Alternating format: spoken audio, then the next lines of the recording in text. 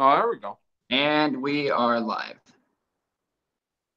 So, Preacher Bear is already asking, what is on the menu for tonight? Well, what I put in the description is that we were going to talk about some recent streams. Oh my gosh. Stop it. Okay, we're there. It started playing for some reason on my laptop. I want to do a musical intro. Oh, I've got to design. I've got to design something, and that means I've got to get into OBS, which means I need to have my second monitor so that I can actually see everything. And it's just Really? way complicated to set up. It's not. It's not horrifyingly awful. Well, I thank you, Preacher Bear. Thank you for the compliments on my stash. But yeah, so it's yeah, we do need to come up with a musical intro for sure, and we just need to like have a we need to have like an intro that plays about what we're going to talk about, and then like all this stuff like flashes across the screen, and there's like apocalyptic music playing, and then it flashes to us, and we're not apocalyptic at all. So I want to talk about writing. Yeah, I put that in the description too. That we were going to talk about that. Yeah, because if anyone remembers, real chicken that you killed yourself, broke its neck, waited until it stopped kicking, stopped blinking, and then cut its under its breast, pulled it up, and cut out all the meat, and then cleaned it, and then later fried it, and then put it in the refrigerator, and then later reheated it, is very stringy. So I'm gonna get. Oh yeah, well yeah, definitely. I've eaten fresh chicken and fresh turkey and fresh goose before, so I understand that. What method do you use to pluck? We don't pluck. There's so many chickens, and they're all Tyson chickens, and they're kept in such kind of dirty environments that you can pluck them if you want. And certainly when you cut out the thigh and the leg, you can keep a lot of the skin, but it's a lot easier. Most of the farmers around here, if they're going to eat one, they just pull off the skin and pull out the meat. They don't worry about plucking or anything like that because they've got 25,000 birds. You could buy it in the store for cheaper for how difficult it is to go grab a bird and butcher it. So they just get the easy meat. Fair enough. Makes sense. Although I've got 5 in my freezer right now that I'm hoping to pluck and figure out the other ways. It looks like Gospel Bear just started streaming. Look at that. So the thing about writing, if anyone remembers, I said that I believe I have the gift of prophecy. And I've seen it in my writing. I did the whole stream of the analysis of one of the books I wrote. Essentially, the reason that book is so significant is because between the ages of about 17 to 19, I started walking with God. I'd say I started hearing Him at about 14, and I started walking with Him at about 7. Well, I didn't commit my life to Christ until about 20. So that book was written simultaneously with my journey to becoming Christian. And it's essentially a book about dealing with sin and the consequences of sin. Now, so kind of a Pilgrim's Progress type deal. Like Paul, like John, was it John Bunyan that wrote Pilgrim's Progress? Kind of, but extremely. Now I say that, but the book, everyone who was there with me, I don't have the chat up, but we might have some OGs who were there with me for the whole book. Preacher Bear, Tractor Bear, and Spirit Bear here that I can see so far. I don't know. There probably is others, but I can see the chat on the side. So the ones who I know were paying attention to that book, and I don't. Riff Bear's here. Who? Riff Bear. Riff Bear. He was paying attention to the whole book. Cold as Ice Bear, and Face Palmer. And WTFP in Mississippi is here. I'm in Mississippi, so interesting. I don't trust Mississippi. There's too many S's. So anyways, but my point is that it's not that the book is special or anything like that. It's just interesting. And I only read it to get through it because I'm working on the sequel to it, which is all about rebirth and dealing with the consequences of sin, because it's not like Pilgrim's Progress. It's a tragedy. Everyone dies in the end. The whole world falls apart. It's called The Breaking of a Man. And but it was kind of my introduction to writing. And it's true that there is prophecy in my writing. Like going through it again, reading the whole thing out loud, I realized how many things in there I didn't understand when I wrote that have so much to do with God and what's going on in life. Now, most of it's not anything. I mean, it's very sinful. There's sodomy, there's lesbianism, there's drug use, alcoholism. No one gets married. People have children and they didn't get married. It's very sinful, but it's interesting, at least for me, to read it, which is why I did.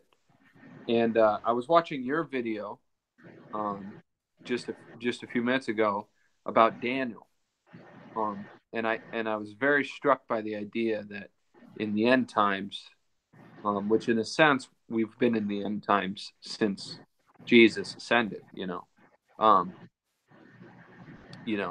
a certain sense, right? Mm-hmm. The last age. There is a lot of people who believe that, and I do believe it has a certain level of truth to it. The people who commit in their hearts not to defile themselves will gain a gift of literature, a gift in literature, wisdom, prophecies, visions, and dreams. And yeah, that was fascinating, man. Like I'd never even really stopped to contemplate it, and that's why I appreciated his take on breaking down the book of Daniel, because I'd never even thought or contemplated the fact that whose take on it? Tom Stapleton.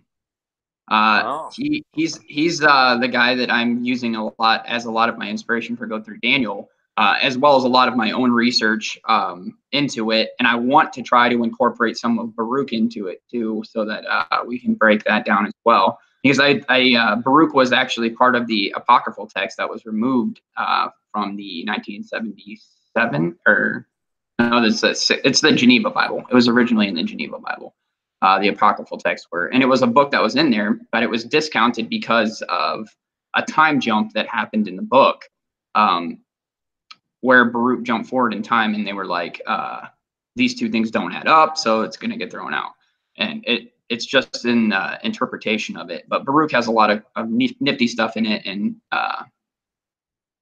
it's pretty interesting. But I've never even stopped to contemplate that the first 6 chapters of Daniel were equally as prophetic as the last 6 chapters. And when I started looking into it from that aspect, like it totally blew my mind, like the prophetic aspects of it. That's interesting. But continue your thought. Yeah. No, that's interesting. I was listening the whole time. I was focused on you. I needed to get some food in my stomach. I meant to eat before. I just didn't want that to become a problem later on. When I read Daniel originally, I never believed that all of Daniel wasn't prophetic in nature. You know what I mean? Because it was very clear to me that Babylon, and I hope I'm not lying here. I might not remember things, but I think at the time when I read it, it was clear to me that Babylon itself was. I might not have figured this out until I got through the whole book, until I got to Revelation, because I read the whole thing from beginning to end. That's how I read it. That's how you should read it. I mean, who starts in the middle of a book, right? I mean, Preacher Bear says that to check out 2nd Ezra as well, and it says he gives a 400-year heads up for Jesus. And I have actually read parts of 2nd Ezra as well, so I do like that book. But I'm not a big fan. Also, WTFP in Mississippi says that chicken looks disgusting. Disgusting, huh? It looks disgusting. He's not saying it is. He said it looks disgusting. Well, I cooked it in a very certain way, a very specific way. Namely, I simmered it and fried it at the same time. So the bottom half is fried well, and the top half is kind of boiled rather than fried, which gives it kind of a wet look to it. But it's really, really a good way of eating it. And I did that on purpose because when I reheated it, I wanted to just fry the other side to get it warm. Mm-hmm. That way I could just fry the other side. But it looks very, very, very moist in a bad way because I've got a layer of spices and breading that's like moist, so it looks like wet bread, but it still tastes great. It's just I should have refried it. That's how I cooked it, for it to be refried. That's why it looks bad. Preacher Bear says, Nate, I'm glad I helped you with the book of revaluation. I'm not sure what he's talking about. I have a feeling he's saying Revelation. He means Revelation. Revaluation. No, it's just I'm making a little bit light of the fact that he mistyped the word.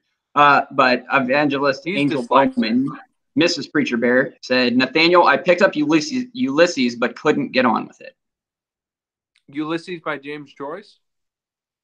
Yeah, I believe that's the one she's referring to. When did you decide to pick that up? I know I talk about it, but I never said you should read it.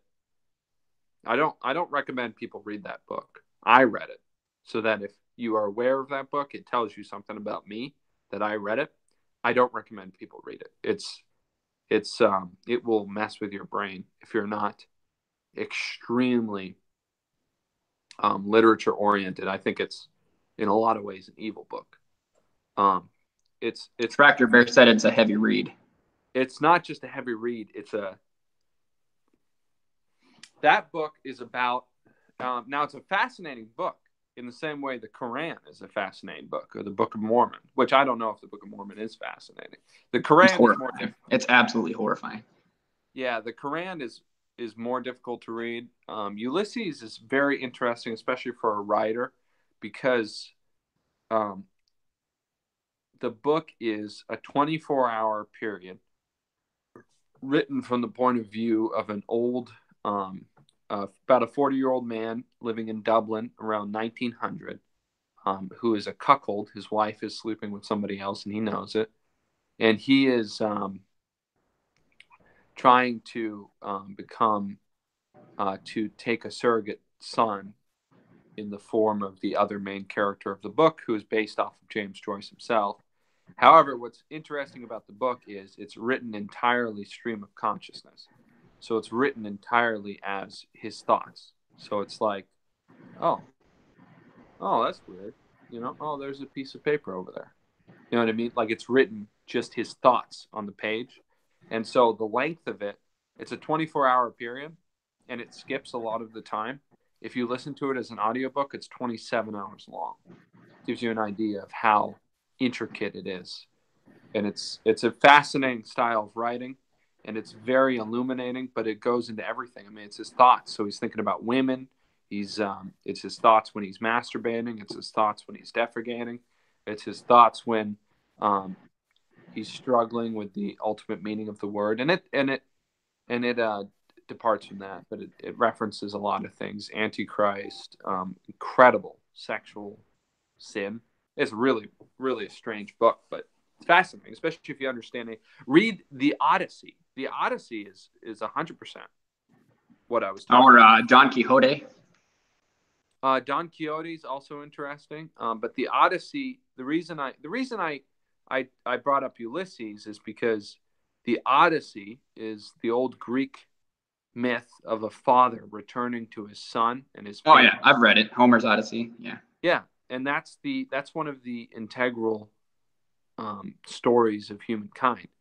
Freud was really big into Oedipus, which is a tragedy about a man sleeping with his mother. And well, see, I don't think that Homer's Odyssey is fiction. That's interesting. I don't know.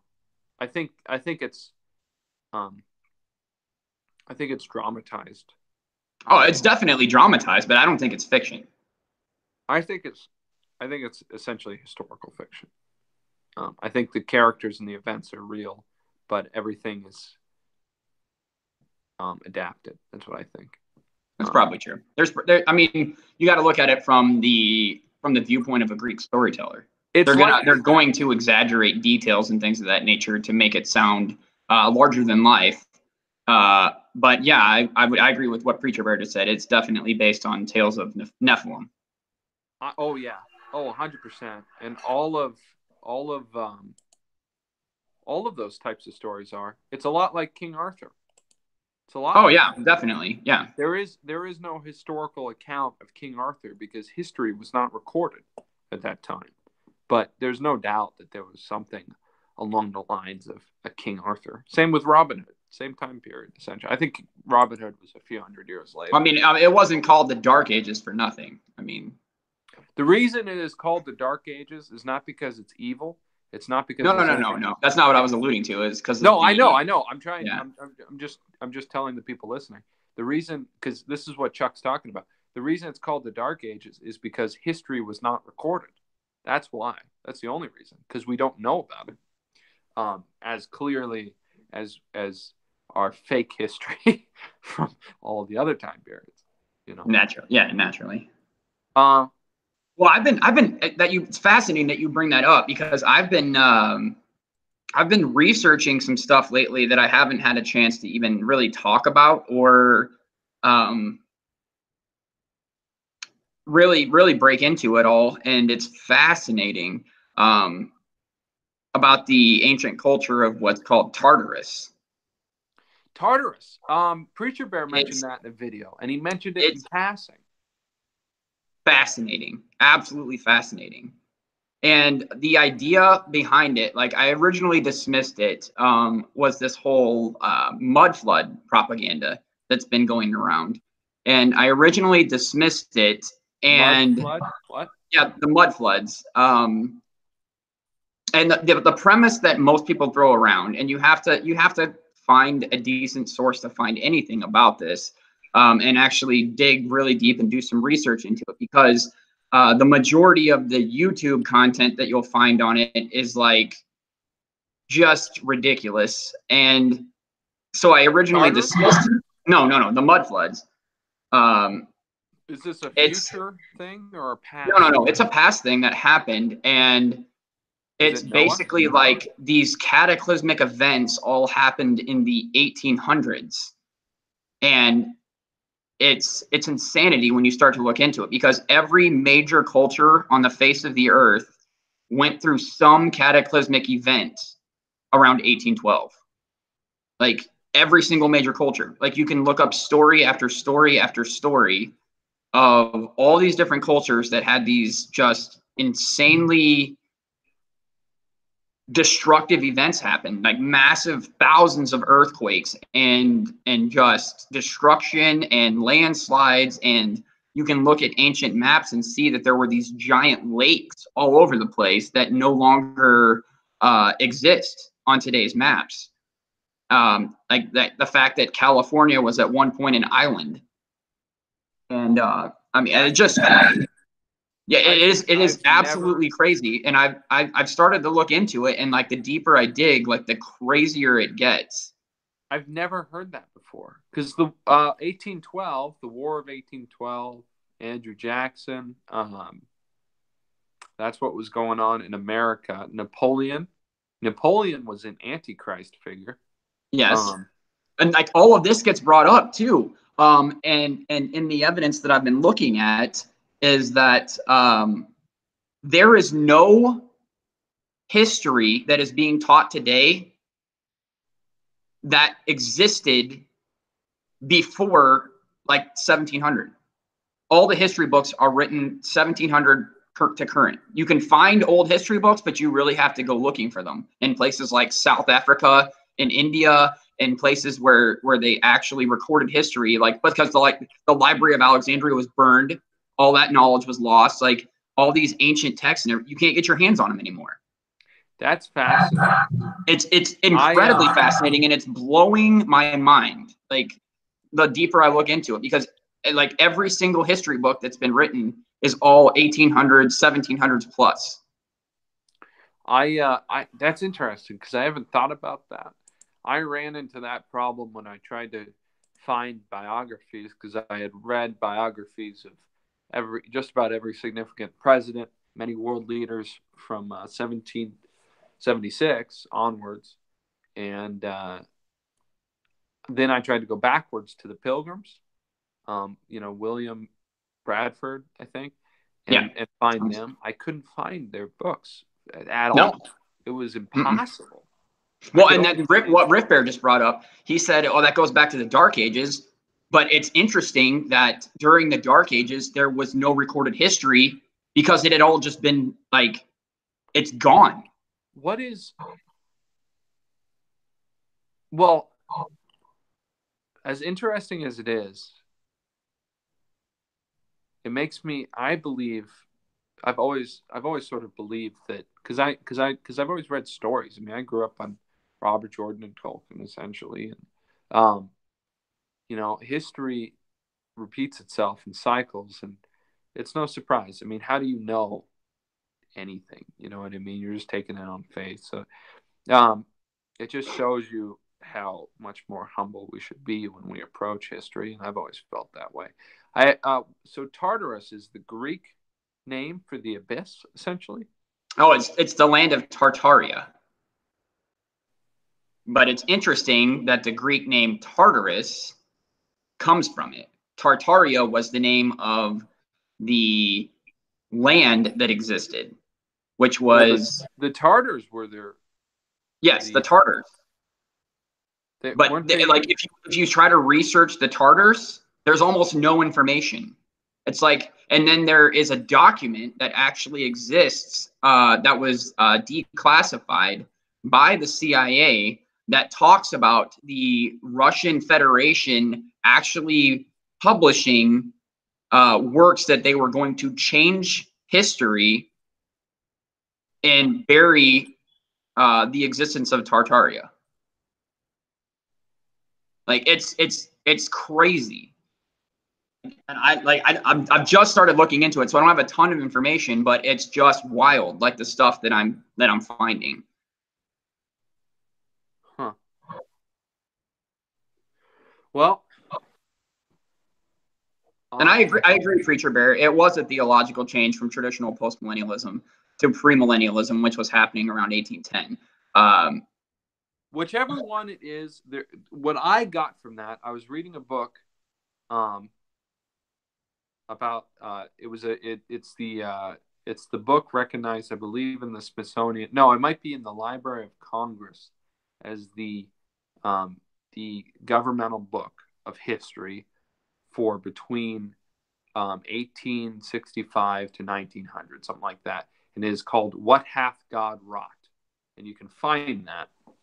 But it explained premillennialism, postmillennialism, and I realized immediately that, which I can't remember, I think it's postmillennialism, whichever one it was, where they said they will make the world that Jesus wants, that's the evil one. That's Antichrist. Making the world. But yeah, but that was the point of the what I was digging into with the history completely changed in the 1800s, and that basically it was a giant power grab by the people that want to bring on the end times, so that they could control the narrative, that they could control. A lot of people don't know that the entire European world, all of the lines on the map, all of the countries, they were created by Napoleon. None of those countries had those borders. Napoleon conquered almost all of Europe and essentially personally just drew those borders in. So Germany didn't exist. Italy didn't exist.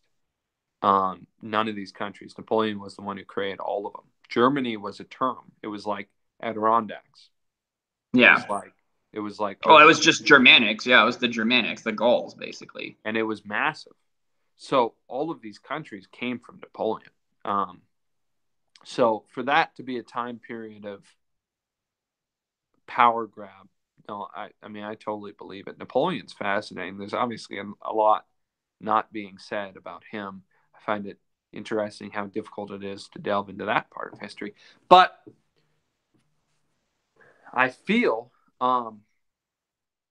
two things. I really want to talk about writing, and I want to simmer this down a little more so it's a little more useful. I'm going to grab a beer. I want to play a song, a very fascinating song from a band, a country band. Oh, boy. Oh, come on. It's good. You'll like it. And Preacher Bear said that at that time, many nations were fighting to be the nation to get the Jews back into the Holy Land and receive a blessing from God. And all of Europe was a push to create the Toes of Daniel and create the Roman Babylonian Empire. Yeah, but these things, I mean, what people don't realize is this stuff, everyone has read these books. Everybody, every man that existed who was on the world stage, like Napoleon, they read the Bible and knew the Bible, and they read all of the accompanying documents and everything, and all the histories, all the classics, Gibbons, everything. They read. Just read a biography on Napoleon or Churchill or one of these guys and get the list of books that they've read. That's where I got my list of books. And I've barely scratched the surface. They knew so much more about this stuff than we do right now. And so Napoleon, Preacher Bear said Napoleon was the 1800s Joe Rogan. That's not true at all. No, that's an insult to Napoleon. I think he means height wise. I think I'm not going to say that. I'm not going to tell you what I think about that because there is something very interesting about that, but I don't think you're ready to hear it. Anyhow, Chuck's probably ready to hear it. Just listen to this song, and the reason I'm bringing up this song is because I think it's very relevant. And I've heard this song, and I've been kind of picking my head out. They don't do a lot of songs like this, but listen to this. Listen to the lyrics in this as soon as it loads. But my point is these guys read these books. Everyone throughout history read these books. They knew this stuff. So Napoleon isn't the only example of this happening in history. This has happened many, many times. A lot of people have tried to create these things. You can't read the Bible and then there's an interesting point to be brought up there, and we're going to get into it a little bit in the study of the apocalypse, the end times, Revelation, and everything else. But when you think of the possible candidacy for who could have been, could have been, or could be the Antichrist, and you take all the figures that fit that bill throughout history, it's really interesting when you break that list down. Claim to be God and claim to be as God. You take that list of people throughout history and then compare them to Revelation and what Revelation says about the head that was struck a mortal wound. And he is one of the 7 kings that was, but yet is, and will be. And it's interesting when you do a little bit of study into that, what it turns up. What does it turn up? How long will it take me what it turns up? Let's see. Well, let me do this. I will just point you to a video that I made a long time ago called September 23rd, 2017. It's on my YouTube channel, and you can go watch it, and it describes exactly the scenario that I'm talking about. Okay, I'll watch it. Listen to this song, and then the reason I want to play this song, listen to the lyrics. Now, very interesting lyrics. All right, everybody is going to listen to these lyrics. Nate's going to go grab a beer, and I am going to go grab some coffee. Exactly, and Chuck is also going to listen to these lyrics, even if he's not here, he can hear it. And just so you know, the whole point is, or the thing I want to talk about is writing, because writing connects to these things. Creation, art, and the end times, literature, it all connects. Anyways, I'll be right back. All right, here's the song. We'll be right back, guys. I'm going to grab coffee. He's grabbing a beer. We're going to listen to this song real quick. You're going to watch the whole world go insane. See the lighters hit the rocks in the bushes like the stars are coming down like rain. Here she comes, just a skin and bone skeleton. She's food for the crack cocaine. She got a baby living right outside the city, man. She don't even remember his name. Well, his name is Adolf Hitler, Albert Einstein, Jesse James. Oh hell, to the greatest of Sam. Everything inside's got to be sold. Oh hell, let's do work or to jail. Man, they're closing them doors on the world. Laugh if you want to. Get caught up on the chat here while we're listening to Funny 'cause the world is a car and you're the crash test dummy. Herd stampede now, fence is gone. Television is always on, and it says save the children, but drop the bomb. Replace the word right now with the word wrong. Hey, there's a big sale on Tuesday. Get it before it's gone. Get a picture with the 4 horsemen for a nominal sum. Now that they got everything they like to save some. Oh hell, to the great. It's a good song, right? Sure, yeah. The lyrics are interesting. I personally cannot stand country music, so it's just me though. I don't like country music. Obviously, you're listening to it.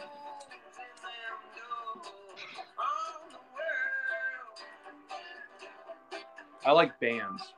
I like artists. I don't like music.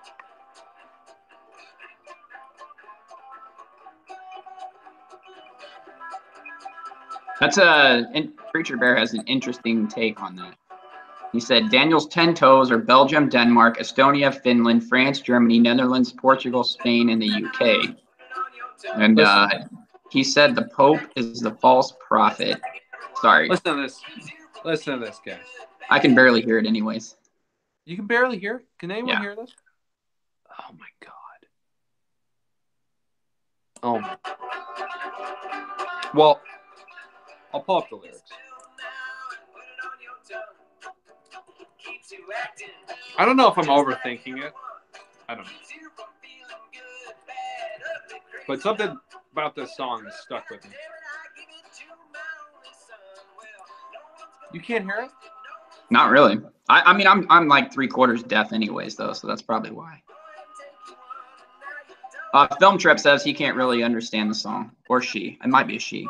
I'm sorry, I can't really tell from your logo whether you're a man or a woman.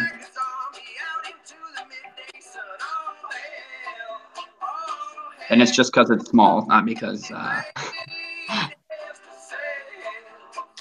This is such a damn disappointment. You guys can't hear this song right now. God, I don't know what to do. Oh, it's a she. My fault. But why don't you just go ahead and read the lyrics out loud? Do you hear that? It's a little better, yeah.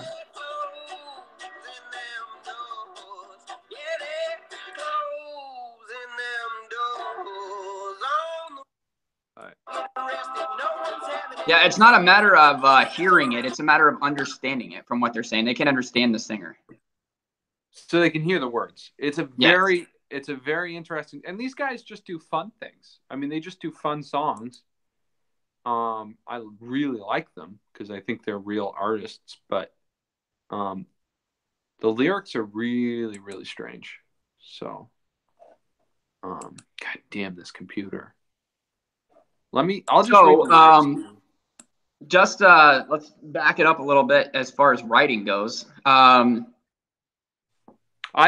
wanted to say, I have prophetic dreams regularly. And sometimes I've had quite a few myself, so I sympathize. All the time. And a lot of times they're almost That's honestly why I believe in the farm community so much, is because I was shown that in a prophetic dream, that, and I was shown the why it was a necessity too. So, I mean, it's still so vivid in my mind. Like, it was like one of those dreams that I was there. I mean, I had a dream when I was a child, about an event that happened when I was like 22. And I mean, it was like literally exactly what happened. And it was incredible. So most of my dreams I've written down into the stories I write. So I come across them because I have so many. If I can recall them, like I had one last night where I was in some sort of school as an adult, and I was carrying guns in my pocket, small guns like pistols, and I remember that it was very difficult for me to legally carry them into the school. I was attending the school as an adult. And I was like, I just won't even bother with it. But I knew beyond a shadow of a doubt that we were going to get attacked. And I needed the guns to live. And yet I still just didn't even bother with it because it's easier to submit. And it comes from killing these chickens. One lesson I've learned that's really surprising is you have to lay down your spirit when you die. And the chickens, they just submit to death. You know what I mean? They'll fight you until you get your hand around their neck, and then they just relax. It's really strange. And I've never choked a chicken to death before, but I have slit a chicken's throat before. So yeah, I think a lot of chickens, I think a lot of people would rather just submit than live because of the ease of it. I think I left my fridge open. I'm gonna be right back, and then I'll read these lyrics to you because I don't understand them. I'll be right back. Okay. Preacher Bear. So I don't understand. Yeah. Preacher Bear says, we wish we lived closer. We'd be down for that. Hey, man, if you're supposed to be here, God's going to get you here one way or the other. We'll start a GoFundMe for you so you can, come here right before you stuff goes to hell in Europe, And Tractor Bear said, I have dreams like that, but since I have turned back to God, I wonder what the source might be. I never thought about it before. Source for me is my own spirit and the Holy Spirit combination. All right, here are the lyrics. Come on down to where them tracks cross High Street. You can watch the whole world go insane. See the lighters hit the rocks and the bushes like the stars are coming down like rain. Here she comes. This is such a good song to hear. I hate reading the lyrics because it's such a great song. Because it's so happy. Anyways, here she comes. Just a skin and bones skeleton. She's food for the crack cocaine. She got a baby living right outside the city. Man, she don't even remember his name. Well, his name is Adolf Hitler, Albert Einstein, Jesse James. All hail to the greatest of sales. Everything in sight's got to be sold. All hail. It's to work or to jail. Man, they're closing them doors on the world. Laugh if you want to. Really is kind of funny because the world is a car and you're the crash test dummy. Here's herds stampeding now. Fence is gone. Television is always on, and it says, save the children, but drop the bomb. Replace the word right now with the word wrong. Hey, there's a big sale on Tuesday. Get it before it's gone. Get a picture with the 4 horsemen for a nominal sum. Now that they got everything, they'd like to sell you some. Take this pill now. Put it on your tongue. Keeps you acting just like everyone. Keeps you from feeling good, bad, ugly, crazy, dumb. It ain't a drug, goddammit. I give it to my only son. Well, no one's going to get arrested. No one's having any fun. Doctor's orders. You feel your heart beating. Go ahead and take you one. And now you're dumber than a singing saw. And now you're dumber than a singing saw playing uncomfortably numb. It's a Thorazine work party with free fluoride bubble gum. Man, you wander like a zombie out into the midday sun. And then they sing the chorus twice. So, I mean, that's about the apocalypse. Yes and no. What? It Meaningful is. to me. It is about that guy has a lot of perception. I'll tell you that. Doesn't he? He has a It's lot about- of perception. It's about the modern form of control, and in a high level way. Like, oh yeah, I get it that they're controlling us with the television and whatnot, but the layering and the levels to that. I mean, Well, it's about it's about inversion. Is what it's about. It's the satanic idealism of as above, so below. And when you really get down into the deep of it, what's right is wrong, what's wrong is right. You just go ahead and keep doing what the devil tells you, and you're going to work out. It's going to work out fine. It's the satanic trick of just distract yourself with reality so that you don't know what the reality behind your reality is. yeah. I mean, spot on. You got about half of it, and then the other half is Adolf Hitler, Albert Einstein, Jesse James, and then the greatest of sales. He's saying the Antichrist. Now, this is actually in here more or less. The Antichrist owns the world and is now selling it to you. Well, exactly. It's still the inversion. I know, but it's just it's interesting. Let me read the chorus again. All hail to the greatest of sales. Everything in sight's got to be sold. All hail, it's to work or to jail. Man, they're closing them doors on the world. Like, come on. Anyways, it's good. Hey, what are you a fan of? What are you a fan? I know country, as simplistic and plebeian as it is, it's hard to believe it could own any side. It could have any kind of perplexity or intellectualism to it, Chuck. Charles. Yeah, I get it, but I honestly don't listen to much music anymore. Do you like Trent Reznor? No, Trent Reznor is a straight up Satanist. I know he's a Satanist. I mean, he's an. I went and back in my day when I didn't have when I wasn't following God, put it that way. I took like the first real girlfriend I ever had to a Nine Inch Nails concert. Really? And and it really ruined him for me. Because he came out, he played a song, and he was about halfway through his second song, and he just wasn't into the crowd, and so he just left. Wow, that sucks. Yeah, and I paid like $95 a ticket for me and her to go, and he just walked off stage. No refunds, no nothing. Just said, "I'm not into this. See you later." Wow. I was like, "Screw that guy." No, I don't blame you. No, I mean that makes sense. I've actually met Marilyn Manson twice. So. Well, I didn't say Marilyn Manson. I said Trent Reznor. Well, he actually played bass for Nine Inch Nails for almost 3 years.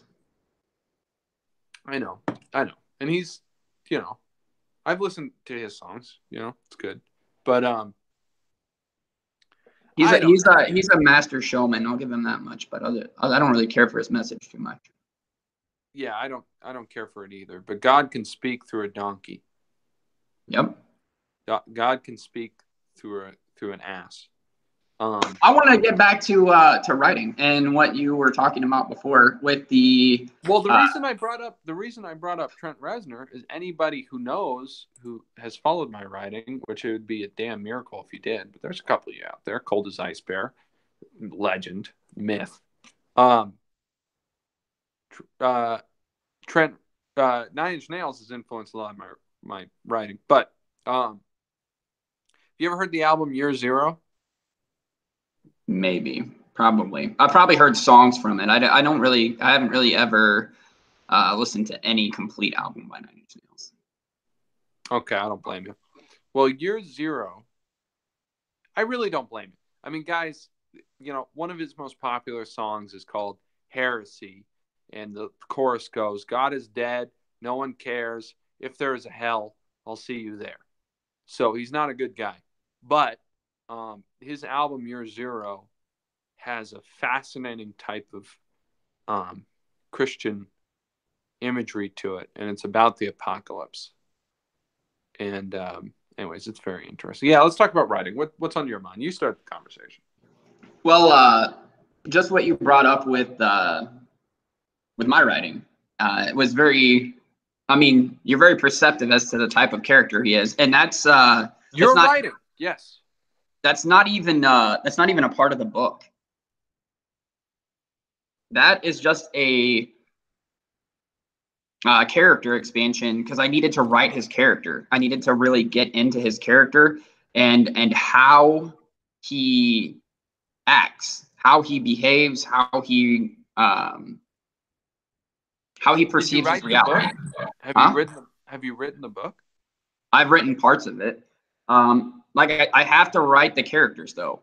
Like I have to experience and live the character and actually write them out so I can get a feel for how they're going to react when I put them in a situation. So I've timelined the whole book. I've actually like storyboarded the whole book from beginning to end. Thank you, Coldest Ice Bear.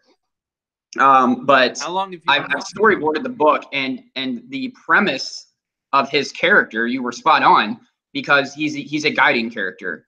But like his little things about him, like the little marble that he talks to, is actually a dragon's egg, but you don't really know that until you get to know who he is. Like I knew it was something like that. I knew it was an artifact that had history to it, possibly alive. I figured it was some sort of genie in a bottle type of thing. But he is how what often, he is. How often do you write? How accessible are you to it?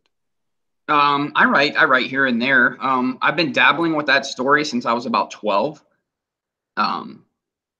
And developing the world and the character. Have a good night, Preacher Bear. You guys, God bless you. Yeah, he's got to go.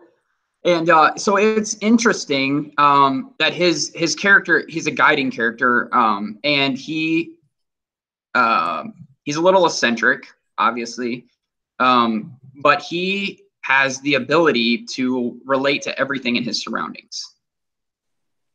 But he doesn't see empathically. What? Empathically. Yes. So that's why his character is so detail oriented.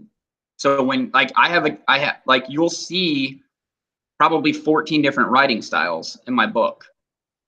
And it changes based on the character's perspective that is currently experiencing the world that he's in. So some people are going to be very brusque. There's not going to be much detail. There's not going to be that's awesome. Yeah. So I change perspectives in my writing based off of who the character is that's experiencing it. I get that. I mean, I know you don't have time in this season of yours. No one really does for the the 17 hours I put into putting my book out. But one of the things I talked about was the three main characters. The writing style changed completely from each of them. The first main character, he was focused on what was ever in front of him and the goal when he wasn't, falling into melancholic reveries. One thing that was interesting about your character, and because I wasn't sure where it fit into the book, and I'd have to understand that. It seems like, so you're making him his own book so that you can understand him, basically. Well, and his experience with what you would call the wind, I actually pulled straight out of my own experience, because that's what it feels like to me when the Holy Spirit just talks to me. It's like the whole world just goes quiet for a brief second, and I can't tell whether it's just a second or whether it's an eternity. Like everything else around me just like almost fades away, and I can feel the Holy Spirit talking to me, and it's been audible 3 or 4 times in my life where I could actually hear it in my head, plain as day, like my own mind was speaking to me. And it's incredible because like as soon as it goes away, you're like, no, I want more of that. Like I want to experience that forever. I want to be in that close of a relationship with God all the time. Like I could never do a drug again because it wouldn't even begin to compare to that feeling. And like the only motivation that I have for getting to know God better is because it's like, if getting to know God better, if knowing God on a super personal level to where like he could look at me the way that he looks at Abraham and like, you're my friend. I want to walk with you. I want to experience things with you. I want to love you as I love my own son, you know? And that's the level of relationship that it takes for me to know him like that. That's what I want more of. You know, I want that him guiding me through my life. He says, you know, in all my ways, acknowledge him and he'll direct my paths. So that was the experience that I wrote that from. And that's why it's so vivid and so real, because it's a reality. Like it's happened for me. So you wrote it so good. I'm going to pull it up and read it. Keep going. Took me a little while to get it up. No, it's fine. But yeah, he is the way he perceives everything to me is fascinating because he just experiences the world. He doesn't pass judgment on things. And I try to write him to where some things matter to him like so much, like he has to figure it out. It's like a gnawing ache to him to figure out what's happening. And like his like sitting up in his bed and he's just like, man, I just want to go to sleep. Why can't I sleep? Like any other night, this would be super calming, but tonight it's driving me crazy because there's this thing in my mind. Like, and I get this thing where it's like, it's time for me to go. I can't shut it down. I mean, it was relatable. It was very relatable. One thing that I thought was interesting was the whole tenor of the prologue compared to the chapter 1 or whatever. That's the problem, is there's not enough organization to know in there where it fits in the whole book. Yeah. Well, it was a night and day. I was experimenting with 2 different aspects of his personality. Exactly. The one was his introvert and the other is his extrovert. And you can feel it. You can feel it. It's very, I mean, you can almost feel it. It's like you can feel, not only can you feel him, you can also feel the world. You can literally feel when the sun rises. And it's really, really good. Well, the writing style that I found that I really, really liked was by a college professor by the name of Patrick Rothfuss. And he has a very similar style. And when I read his style, I fell in love with the way that he describes and relates to his characters. And I knew that writing style was perfect for Sens's character because it portrays the feelings and emotions and rawness of humanity. And it's so relatable, and I love it. I mean, how much of a craftsman were you when you made it? Did you really think it through, or did you just write it as it came to you? I just wrote it. I let it flow because I knew the entire scene in his house. I knew how I wanted that to go. And then I wasn't done writing chapter 1 yet. He's actually going to walk through the forest and he's going to meet another character. That's why it ended so abruptly the way it did, because it wasn't done yet. I just sent it to you anyways. I haven't actually finished that part of the tale, but it didn't really matter to me. I accomplished what I wanted to accomplish with it. So, all right, I got it pulled up now. And what's interesting is because it's an art. You know, you put every word down slowly. Even if you know what the word is and you know it all perfectly, you don't have to worry about it all. Even if you're just typing it up from a written page, It still takes a few seconds to type a word. When you read it, you take it in quick. And so there's an art. It's like when you paint a portrait, the person who looks at that portrait is just going to look at it and take it all in. And that's the thing about reading a book is, I know what you did. I don't know how you did it. It just happens. Another crack of thunder split the silence he had finally achieved, rising him out of his deeper mind. His eyes focused back to the light. His hands stilled. A hush fell as loudly as the splitting thunder. I like the juxtaposition you did really well. Yeah, I try to do that with his character a lot. Choose opposite descriptions and tie them together. And you did it great. It makes his character so real, and I love it. It was only in the prologue. It was in the prologue, right? No, it's through the first chapter too. It's just done very differently because it's a light feel. In the prologue, it gave the whole dark feeling. Yeah, dark is in hushed.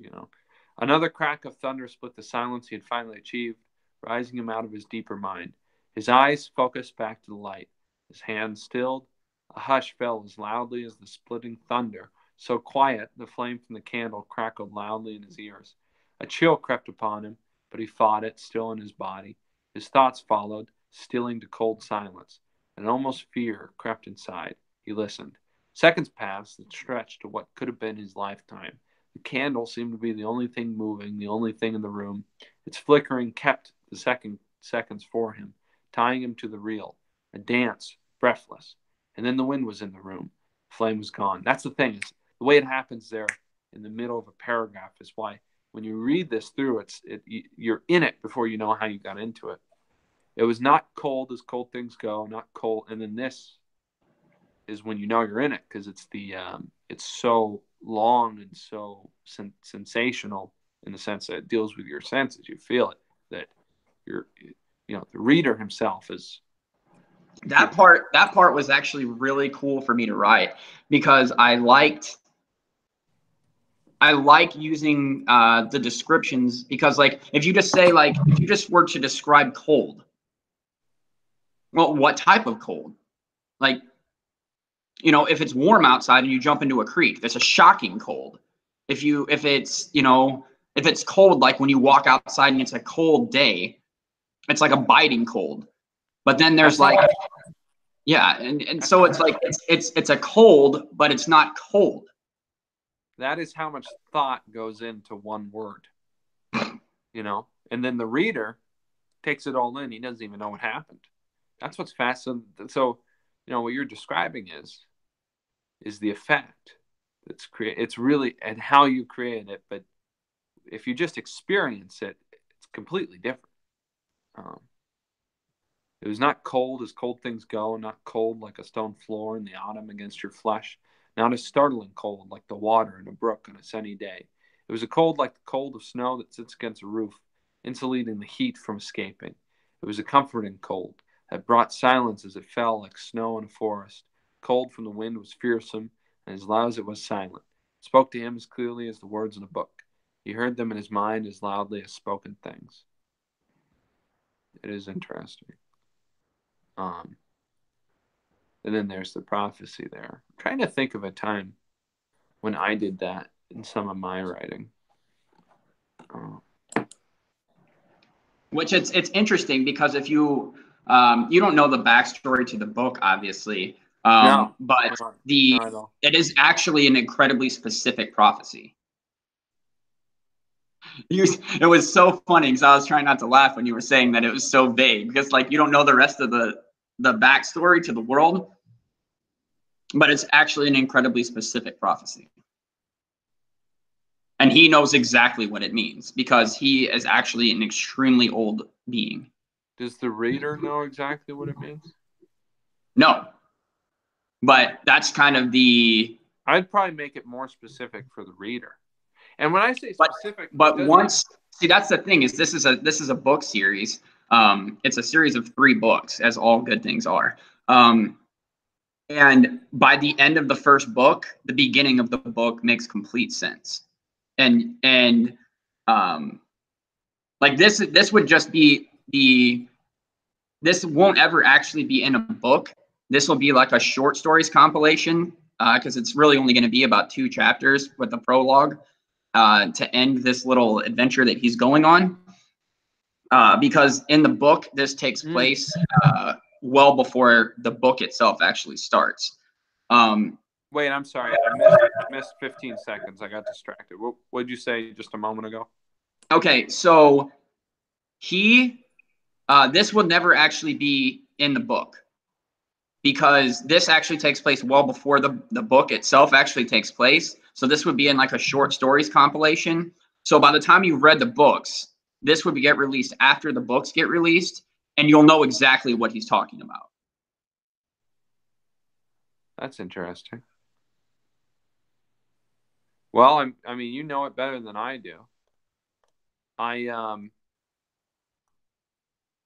happened to find an example of to clarify, the end of things and the beginning of things is a point on a map.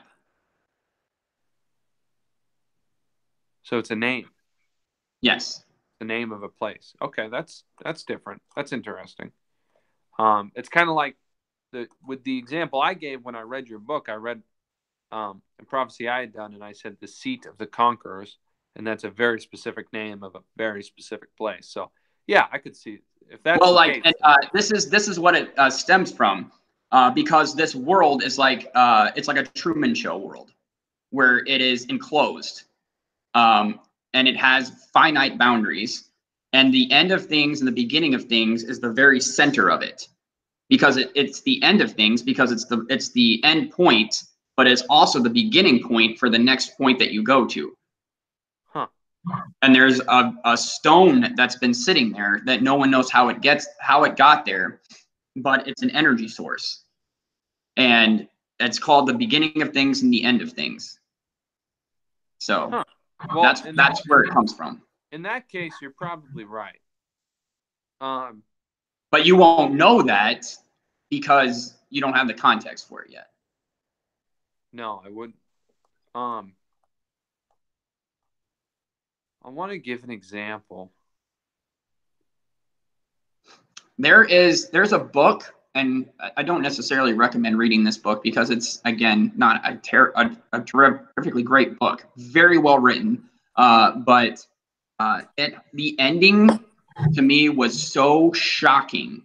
What's the book? It's called The Tale of Baru Cormorant, the Traitor.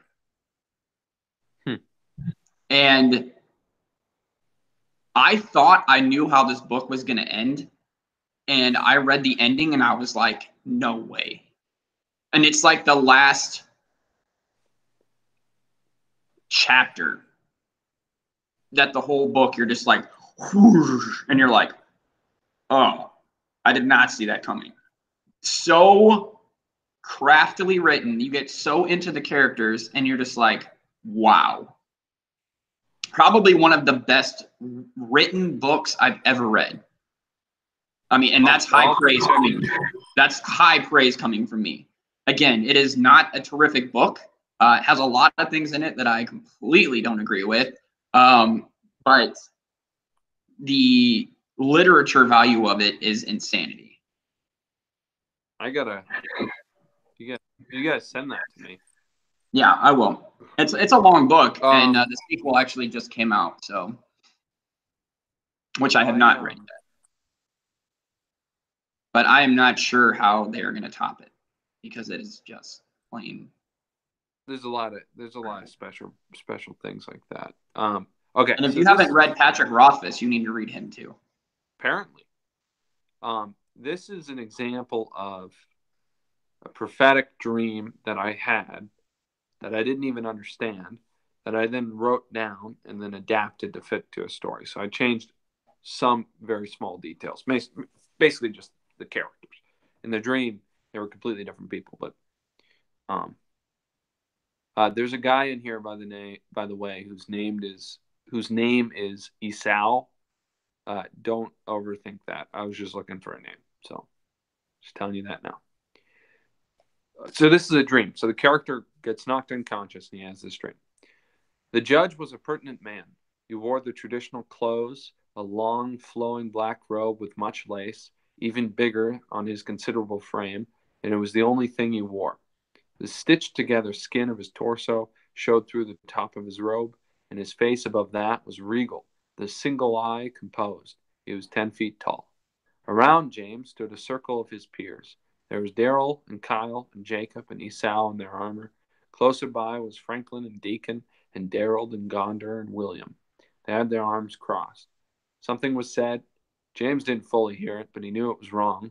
He challenged it, and Franklin asked if he really wanted that. James challenged it again. Franklin stepped over to him and repeated the thing in front of his face. James challenged it again, though he didn't know what it was. Franklin punched him in the stomach. James lost his breath, threw up his arms, punched back. They exchanged blows. Franklin retreated. James panted. Let me know if maybe I shouldn't read this. I don't know. But I don't know. It's a dream I had. So anyway, forget it. Never mind. What were we talking about a second ago? I don't know. We could switch gears if you want to. You said you wanted to discuss Pulling up the chat again. Recent videos and stuff as well.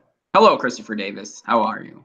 Cold as Ice Bear said, very authentic. And Spirit Bear said, I love a good fantasy world.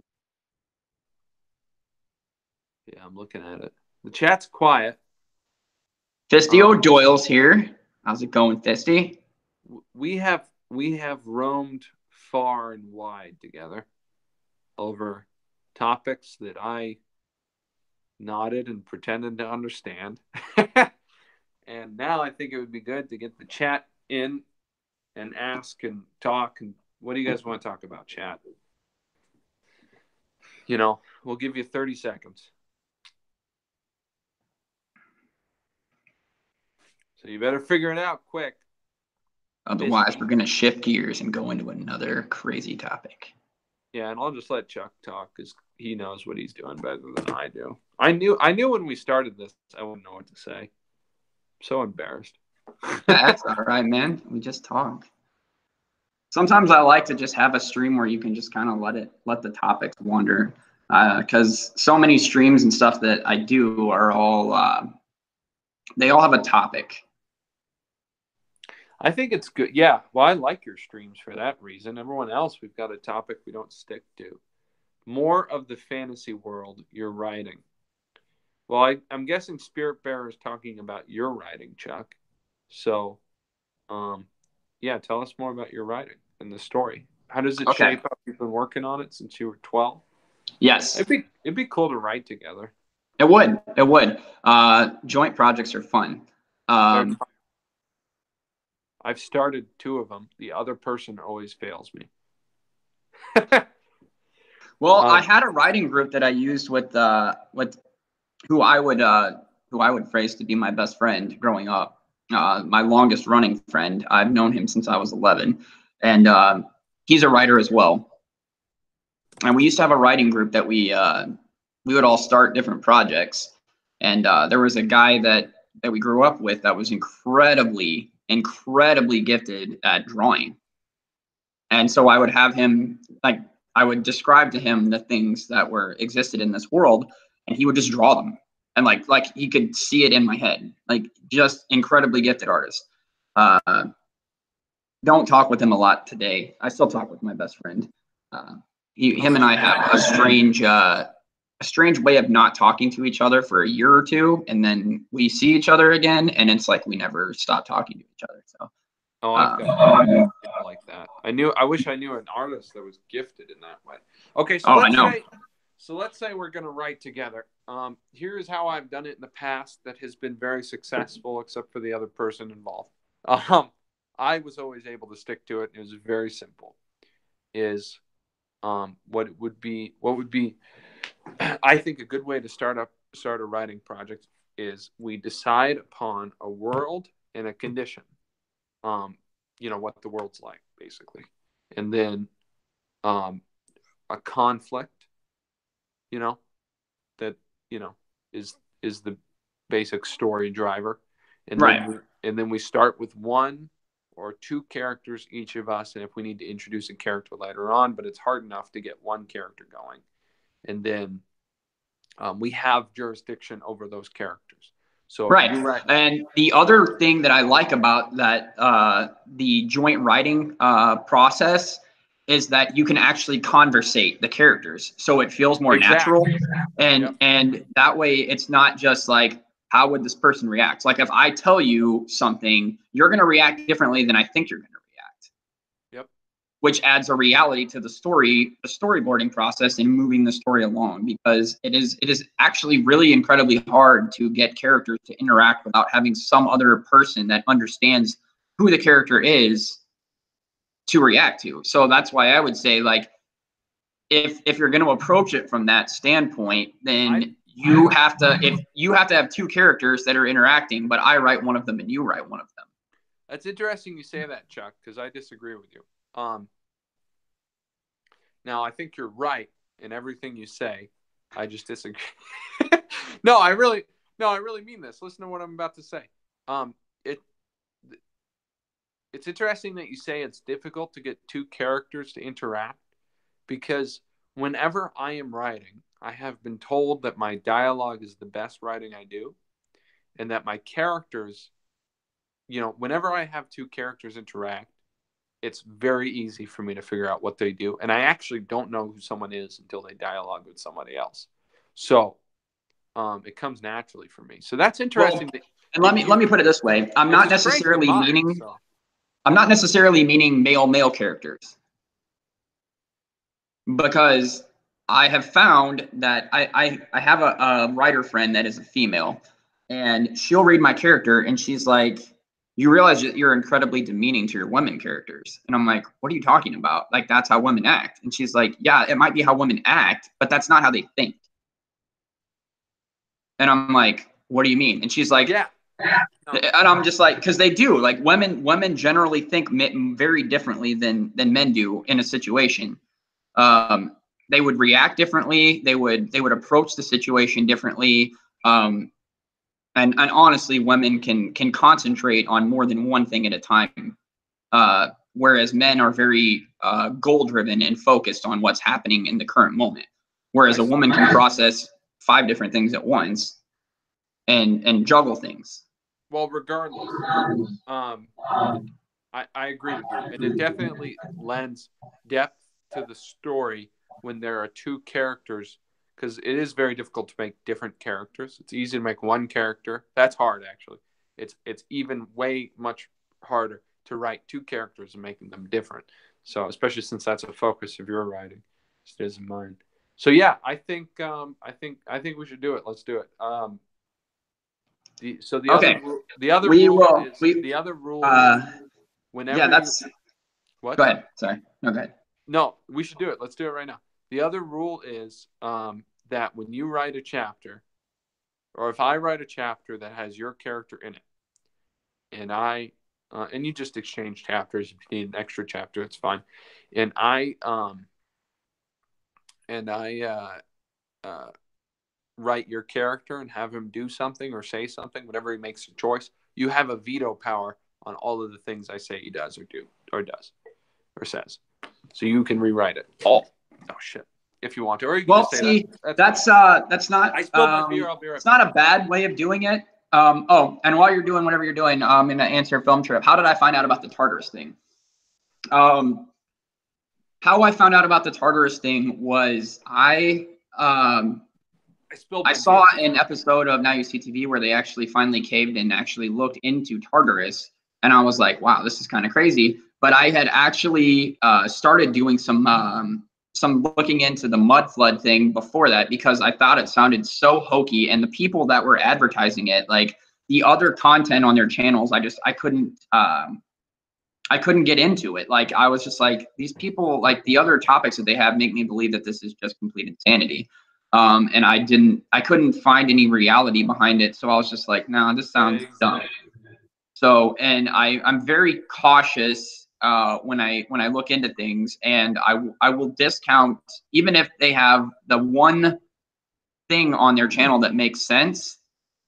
If everything else on their channel is like so out in left field, like I can't even take it seriously. Who So knows? that's like just about every single channel that I would find mud flood stuff on. I'm like, these people are so out in left field. Like this cannot, this, if this mud flood thing is the closest thing to reality that they're talking about, like I can't take it seriously. So that's where I started looking into the Tartarus thing. I can't even take a video seriously if the person has a weird voice or their suit doesn't fit correctly and drags down their arm like some sort of amateur. You know? Amateur. I mean, hey, talk to the people real quick. I'll be right back. I gotta use the restroom. Okay, guys, when he comes back, we are going to. I spilled my beer. That's what happened. We are going to be incredibly productive and focused. We're going to do two things. One, we are going to set up and begin a joint writing project between the two of us, where one of us will, today, walking away from the stream, have a chapter to write to begin it. The other thing we will do is, and I haven't told him any of this, so hopefully he doesn't rebel against my idea, because it's a great idea. The other thing we will do is go through the book of Daniel.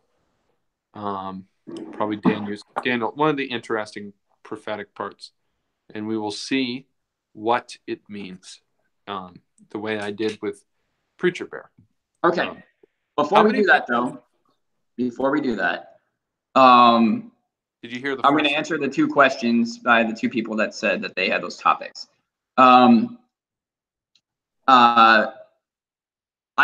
give you the basic premise of my world real fast. So that way it answers the question. The world basically was extremely overpopulated. This is going to sound matrixy, I get it. But the world was extremely overpopulated. So they came up with an idea that they could put people in basically, it's not really cryo chambers, but cryo chambers to solve the hunger problem. And everyone's mind is still active, and there is still an active component to the world. So they created this this giant computer program for people to exist in. And there is a group of people that run the computer program, and every so many years it cycles out to where they have a new group of people that come out, reproduce, so on and so forth. So it is actually a they're trying to solve the problem of world overpopulation, while at the same time not kill everyone. So it's not genocide. But a killer virus comes through and knocks everybody out that is actually alive, that is taking care of and running the computer program. And so the people that are supposed to go wake up the next set of people are dead. And so there's an AI component to this system, but the AI component of the system has rules that it has to follow, and it's very boxed in. So all of these characters exist in this world, but the AI has started creating characters that are completely fictional in the world, but they don't know that they're fictional characters in the world. They just think that they're another part of the reality. So, and no one else, the actual people that exist in the world, know who or what is an AI projection. So anyways, that's the basic premise of how this world exists. But basically the point is to get the system opened up. But this is like a complete fantasy world where there's basically, I mean, you're a human in real life in the physical world, but in the fictional world that exists under the surface, you could be anything. You could be a dragon, an ogre, an elf, whatever.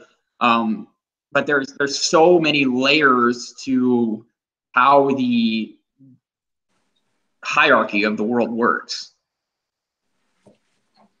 But the basic premise is they have to break out of, the AI is trying to get someone to wake up on their own. to get out of the system. And then people in the world have started having this driving urge to that there is another world outside of their world. So it's kind of an interesting concept. Sounds like I was gonna say something. I shouldn't say it though, but it's a really good idea. I want to preface this by saying that is an excellent idea. It's extremely unique. I imagine it would generate an amazing story. It sounds like a Scott Adams wet dream, doesn't it? but it's really, really good. You know, it is. But I had to say that because that's funny. Yeah.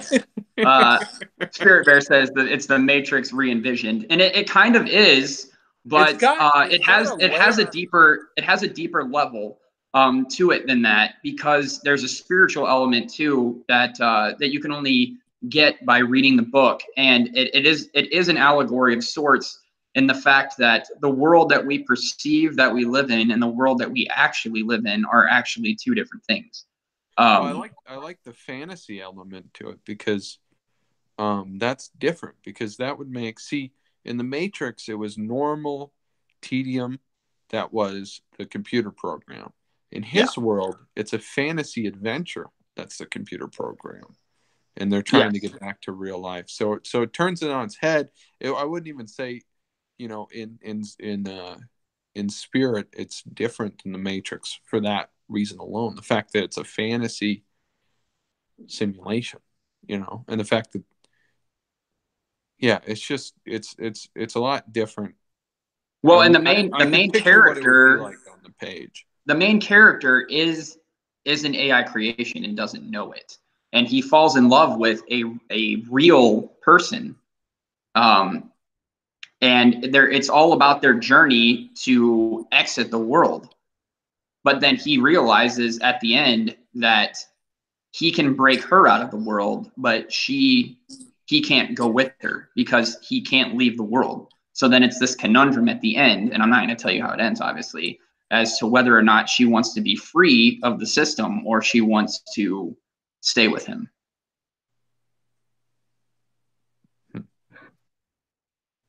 It's interesting. Oh, it's a super dynamic scenario. I like it. Okay. So the two things I told everybody we were going to do, there's only 5 people watching us now. I imagine Gospel Bearer has the bigger audience. That's fine, because it's the best of us that are here now. So we're going to write a book together, you and I. I'm a little intimidated because you seem to be a better writer than me. That's fine. It'd be a first. So, go ahead. Are you even paying attention? Yes, I am. Okay, so we're writing a book together. So we got to come up with a basic premise. Hang on. I got to say something real quick, man. What? Devin just posted in our GroupMe app. He said YouTube just sent out something that they've recently raised the threshold for YouTube Live with a mobile device. To be able to live stream on mobile, your channel will need to have at least 1,000 subscribers. Note that this eligibility threshold does not apply to other live streaming tools. Creators who have less than 1,000 subscribers will still be able to live stream through desktop and webcam. When does that? I don't know. He just posted it though. And that is complete garbage, because that means people like him can't even stream unless they're sitting at their computer. Wow. I don't even know what to do. Huh. What do you want to do about that? What should I say? No, the trick, there's easy ways around it. I just set up a live stream from my computer, and I give him a link to when it starts, whatever time he wants to start in the morning, and he can actually feed from his phone to that live stream link and actually be able to do it. Yeah, I would probably just pre-record everything and have a conversation in the comments like the old YouTube. I was creating YouTube videos back in the day when I was a kid. And we would just pre-record everything and then render the videos, and it was a pain in the ass. It's a lot easier now, but we don't have to live stream it. At least I don't. Who cares? Spirit Bear, No one, point. Hardly anybody cares what I have to say. So Spirit Bear said they're trying to shut down citizen journalism, and that's true. Because if you don't have 1,000 subscribers and you're trying to live stream from your mobile an event that's actually taking place, it's not going to let you.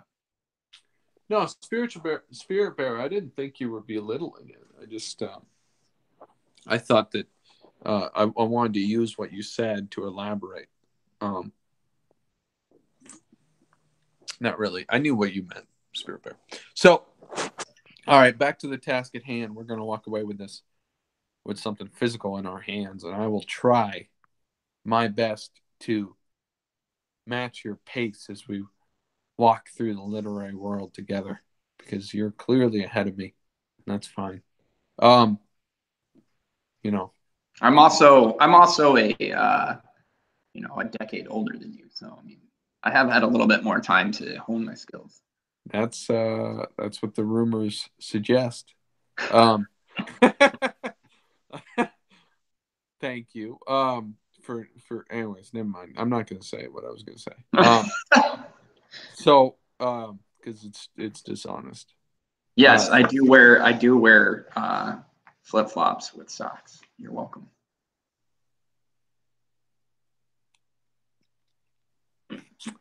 So, what is a good? So we're trying to come up with a story now, guys. We're going to walk away with something physical. After this, we were going to analyze Daniel, since neither of us is anywhere to be anytime soon. So, basically, what time period do you want to work with?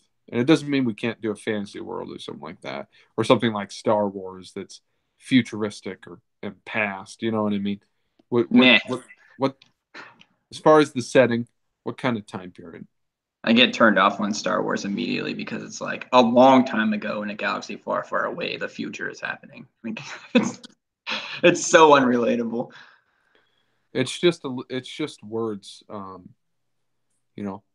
One thing I realized about writing is you write down the words and then someone reads them and they interpret it as something the exact opposite of what it says, just because it sounds like that. So I guess the reality behind it is, and go ahead, Film Trip, tell us what it is. The reality of it is we have to decide whether or not it is a fantasy world or a reality world, regardless of what time period it's set in fantasy or reality. No, there's a few more options than that. You could do fantasy, which is typically medieval or Renaissance. You could do modern. You could do ancient, which is an option. You could do futuristic. You could do near futuristic. It breaks down, but yeah, the two basic ones you're dealing with are fantasy or sci-fi. Well, see, like in my world, I'm dealing with both future and past. Yeah, I mean that happens all the time. So which one? All right, well, just tell me what you're thinking. I think we should take a character from reality, an ancient character, and time jump them. Really? That's interesting. Who would you take?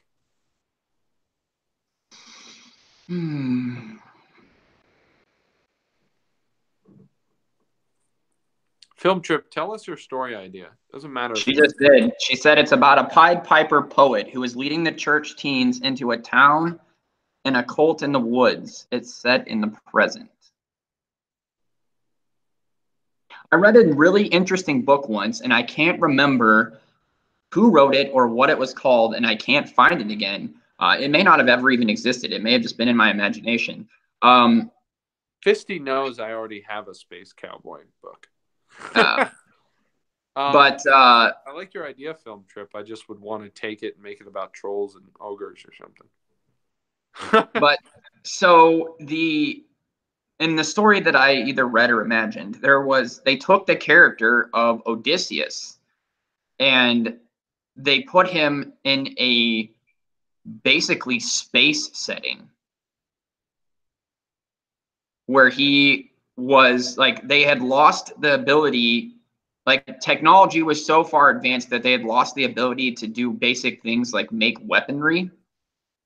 And so the beginning of the story started out that they were forging a sword, and like it was this, they had researched ancient history to figure out how to do this process, and they were forging this weapon, this sword, and with like super future technology. And then like it's all about this guy's adventure and journey into solving this giant puzzle that the government's trapped them in. And they meet up with Odysseus, who, like, this time loop has happened over and over again, and there's always a point where they fail to break out of the time loop. So things just keep resetting and starting over again, and these same characters keep getting pulled into this, but they don't realize it. It was a super insane, in-depth story, and I can't for the life of me remember what it was, where it was, how it was. Like, I remember there was a character named Salidos, which I thought was an incredibly cool name.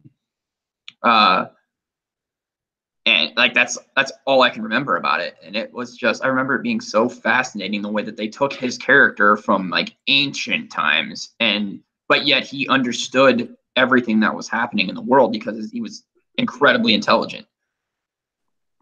Oh, that's a cool idea, Spirit Bear. A young Solomon. He said you could use a young Solomon. It's interesting.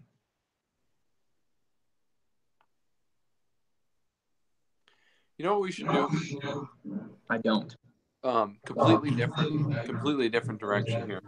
What if we wrote a story about a community, or rather, what if we wrote a story in the near future about the collapse of the United States and what it would look like, and how, and from a character's point of view, how he deals with things. I've had a story I've tried to choke out of myself for years now, about a collapse of the United States, similar to the collapse of the Roman Empire, where you then have, it divides up into a bunch of different groups: a governmental group, a more rural group, and independent groups. And I had have you ever read 1 Minute After? No, but that has been recommended to me. It is a fantastic series, and I think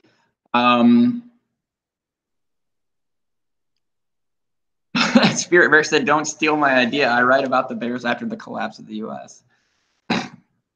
I wouldn't write about the Bears. I don't like writing about something. I don't enjoy writing about things that are too close to home, but sometimes my writing just forces me to. I like the idea. I like it. It's a good idea, right? Yeah.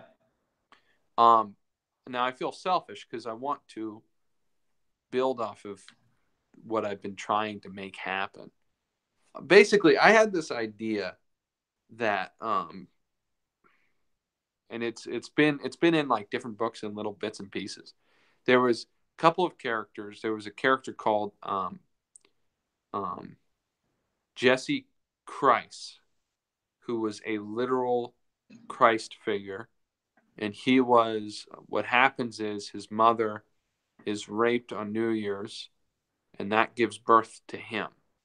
And there's a prophecy. Originally, I had it come from like an alien, but there was a prophecy spoken over him that if he was not allowed, or if he was not able to live a perfect life with no sin, this was before I was a Christian. I came up with this guy. If he was not able to live a life with no sin, then they would wipe out all of civilization.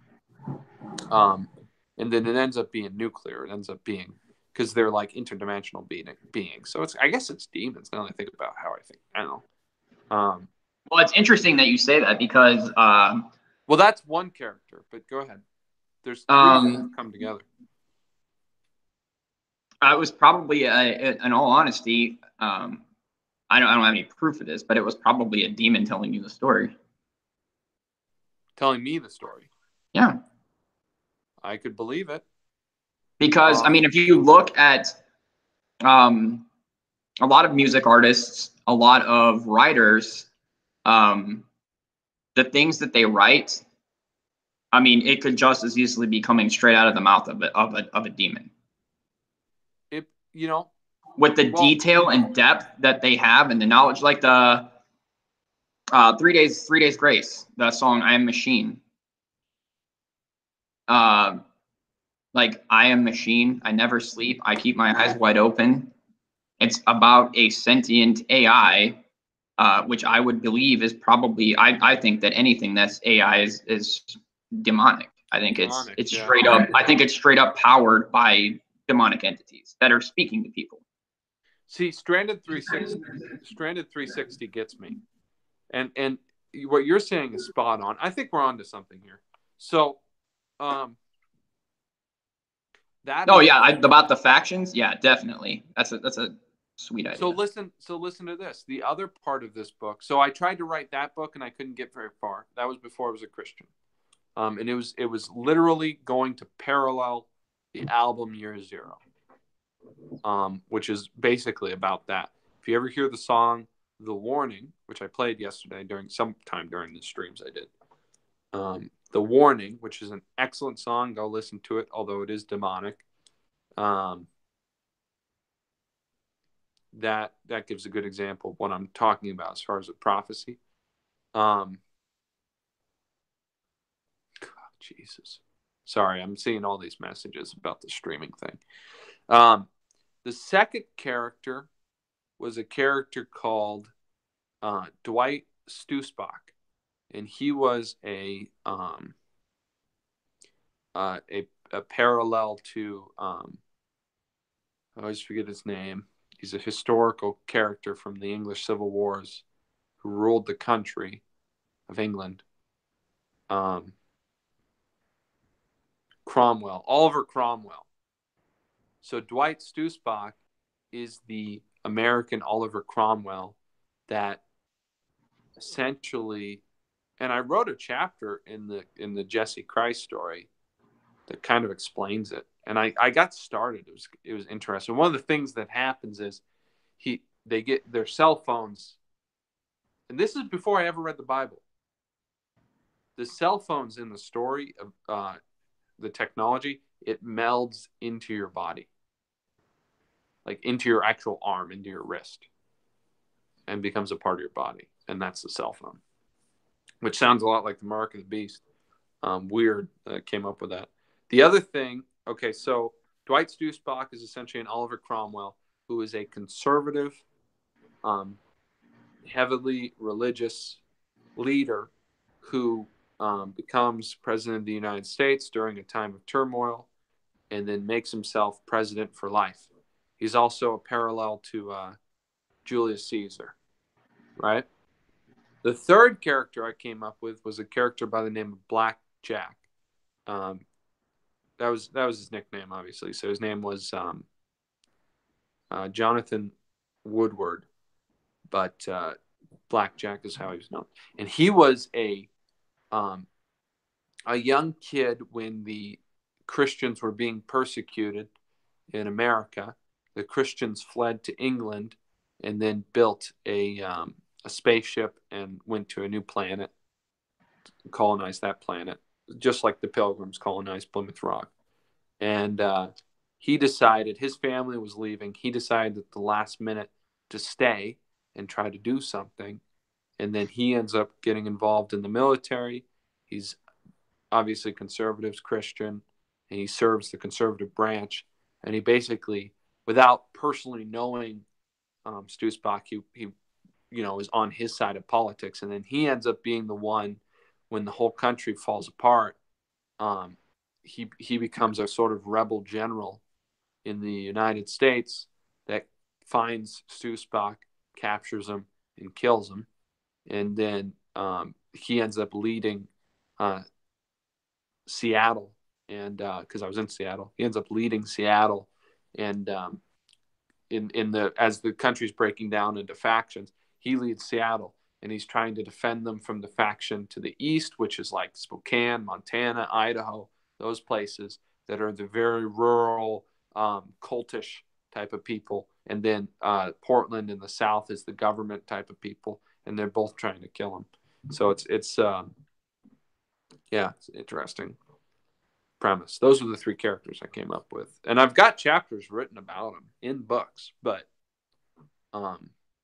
see, in the way I envisioned it, both of the conservative side and the liberal side were both corrupted, and the conservative side ended up being the one that actually started tyranny, but the liberal side was the one who abused the populace. The conservative side basically took full control in order to and abolished term limits, so you were president for life,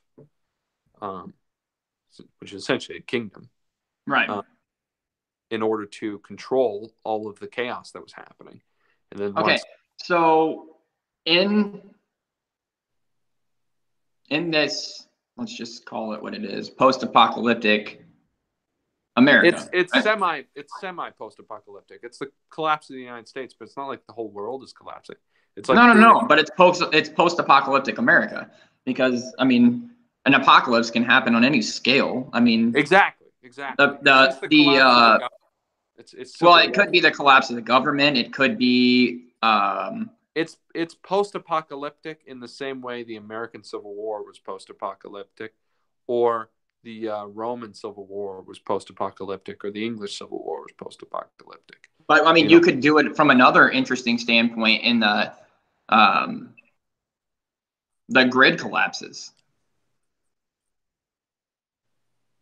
which in turn, because of a grid collapse, everything collapses. Government collapses. People are stranded. It's basically every man for themselves at that point, and that creates an incredible writing scenario. I like that. I've never. Obviously, you understand that a lot more than me. So, with my vision of the political side of things, well, that could be part of the setup, the prologue, if you will. That could set the stage for.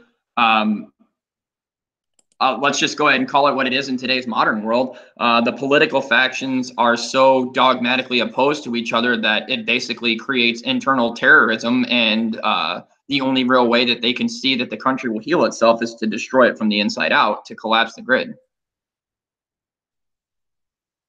Who's they? So someone collapses the grid. Who collapses the grid? It would just be. I mean, you would have to come up with exactly who. But it would just be internal terrorism. That's interesting. Fanaticism. I think we should do it. I think I don't understand the grid collapsing, so I would need you to write the first chapters just so I could know the practical reality, so I didn't make any mistakes. But I think that would be really good. We should do it. Let's do it. I mean, it's not a stretch. I mean, Russia has EMP weapons now that could collapse our entire grid overnight. Rift Bear says, in my opinion, the only real collapse is a currency collapse, and it can have a positive future. The grid collapse, the grid would be very hard to create a mass collapse. Well, I like the grid collapse. I think we should just do it. I mean, it's a book. Well, I mean, you get all the other scenarios with grid collapse. You get governmental collapse, you get financial collapse, because you have to establish new currency, you have to establish barter and trade. I mean, property owners, landowners, food owners become basically kings. I mean, it's so I love the world. Let's just all of the people in the world. You have to understand too that when that happens, the societal structure completely changes. Because the people that ran the world before are useless now. The last become first, and the first become last. Exactly. Let me. I want to find something that might help. Oh, fuck, I hate this. Might help. I mean, that's a good point, Spirit Bear. Somebody could hijack NASA, use low Earth altitude nuclear weapons to take down the grid. I mean, that could be a very possible scenario. Let's do it. So okay. So the only other question I would have is, so we've got our world. The other thing we need, and this is great. So how soon after the collapse? I say let's put it like a year afterwards, so that things are kind of established, but not completely.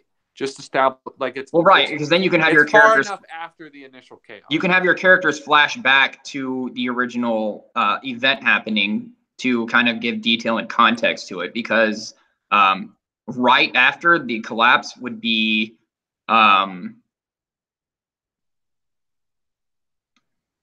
it'd be an extremely chaotic world. Yeah, I think that'd be good, but I think the main setting should be a year after, so it's not complete chaos. So that well, right, Riftbear, you're right. An EMP doesn't prevent dams from generating or a wire from transmitting. It is temporary, but EMP fries all small circuitry, which is it's problematic in the fact that you're going to need incredibly intelligent people in the right places to get things working back and forth. You know, I learned a long time ago, guys, that when you write, particularly science fiction, you're going to have your main audience will be rocket scientists, and they will get so mad at you that your rocket isn't shaped exactly conical to a 9:3 ratio, and they will bother you about it. That the best thing is just to ignore it. So I don't care whether it's feasible or not. We're going to write it because it'd be a good story. Don't care. Well, I mean, I do care for my practical life.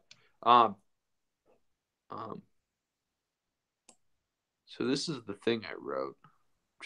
I haven't read this in years and years. But what I wrote was... Read away. I'm grabbing another drink. Okay, great. Chapter 1. Now, some of this is going to be bad, guys. Okay, I'm sorry. I'm just going to read it. I haven't looked at it beforehand. Chapter 1, television, a conduit of power. I was very liberal at this point. Okay, I'll have you know. My mother didn't pay particular attention to politics, but my father did. It was rather Victorian in that fashion, the man and the woman playing those roles. Some traditions are hard to remove. And because my mother loved my father, and because my father loved or hated politics, and because my mother needed some background noise and didn't care too much for actually watching television, because of all these things, the television was on in the hospital room when my mother was preparing to go into labor, covering the 2042 nominating convention for the Liberty Party. 7 years after its conception, the Liberty Party won its first presidential election back in 2016. This is before, I wrote this before 2016. A majority in the House in 2018 and a majority in the Senate in 2020. All the while tugging a platform of American ultimate and permanent supremacy in foreign affairs, a stance of complete non-tolerance of domestic terrorism and instability which they would combat through whatever means necessary, and complete religious and ethnic freedom and equality, referred to with the charged term personal freedom, though the party exempted drug use and other immoral behavior from this policy and had a history of strong enforcement against such things. This is also very dense writing. This is not entertaining. In 2024, the party lost the presidency to the dying Republican Party, which had given birth to the Liberty Party. In a last attempt to curb the power of the seemingly endless parade of Liberty Party executives, which had so far been nominated by one man, President Jules Hunter, which in this case would be Dwight Stu Spock. That character came out later. But same basic character. President Jules Hunter, a white man married to a black woman. The Republicans used their extensive presence in state legislatures to propose an amendment to the Constitution, just barely getting the necessary 2/3 of states' majorities. The amendment shortened the term of a president to 2 years, the term of a senator to 4 years, and the term of a representative to 18 months. In an upset, the Liberty Party supported the amendment, and in 2026, in the first of the new presidential elections, President Jules Hunter won back the Oval Office, beginning his third term. Ironically, The amendment removed much of the influence of the tradition of presidents retiring after 2 terms, something President Hunter had on and off adhered to, going into and out of retirement twice. This, combined with the many wars, police actions, and foreign endeavors launched by the Liberty Party as part of their platform, made only a few political analysts and foreigners of that notice that the tradition had already been stretched, though not without previous precedent. The See, you're way more Amendment, you're way more into the political scene than I am. you see what I'm saying? That's why you and your EMP stuff, which I don't understand at all. This is when I probably wrote this in 2010, I think, when I was like 5. No, I wasn't 5. What? No, I would have been 12. No, 14 actually. Probably about that time. Because it was right after I finished Splendor. I was coming up with this, and I wrote this kind of. Anyways, so what the hell happened? Okay, so the 22nd Amendment, which had originally made that tradition official, was repealed in 2015 under a Democrat president. My mother went into labor on Wednesday, September 7th, 2042, the last day of the Liberty Party's presidential nominating convention. This is from the point of view of Jesse Christ. My father told me once that he remembered, right at the moment that my eyes first saw artificial light, a pundit coming onto the television and speaking. President Jules Hunter, 61 years old, has just won his 7th presidential nomination by the Liberty Party, his 5th consecutive.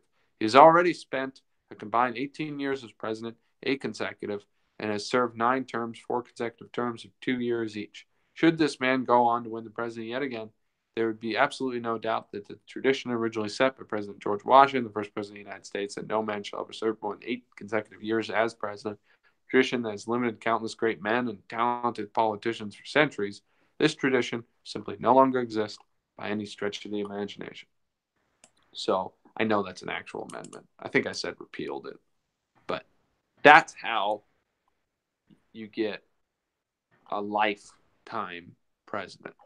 And then I didn't write it into this chapter, but the irony of it was not that he was a great president. Jules Hunter, in this case, was a great president. His son was the one who fucked everything up. So I could probably find other things that are more relevant, but that's how that happens. So anyways, my point is I think this would be great. I think you should write the first chapter. Let's come up with, because I don't know how an EMP would work. So I would need you to give me a chapter where you show me how people live now so I can know what I'm working with. Well, the reality of it is that don't try to explain it to me right now. Just no, I mean it's a pointed. It's really easy to explain because Ripper pointed it out. Like an EMP is basically like a high altitude nuclear weapon is detonated, and it creates basically a replica of a solar flare, right? So what that does is it's a high burst of energy that basically supercharges the power grid, and it blows all the resistors and conductors along the entirety of the system.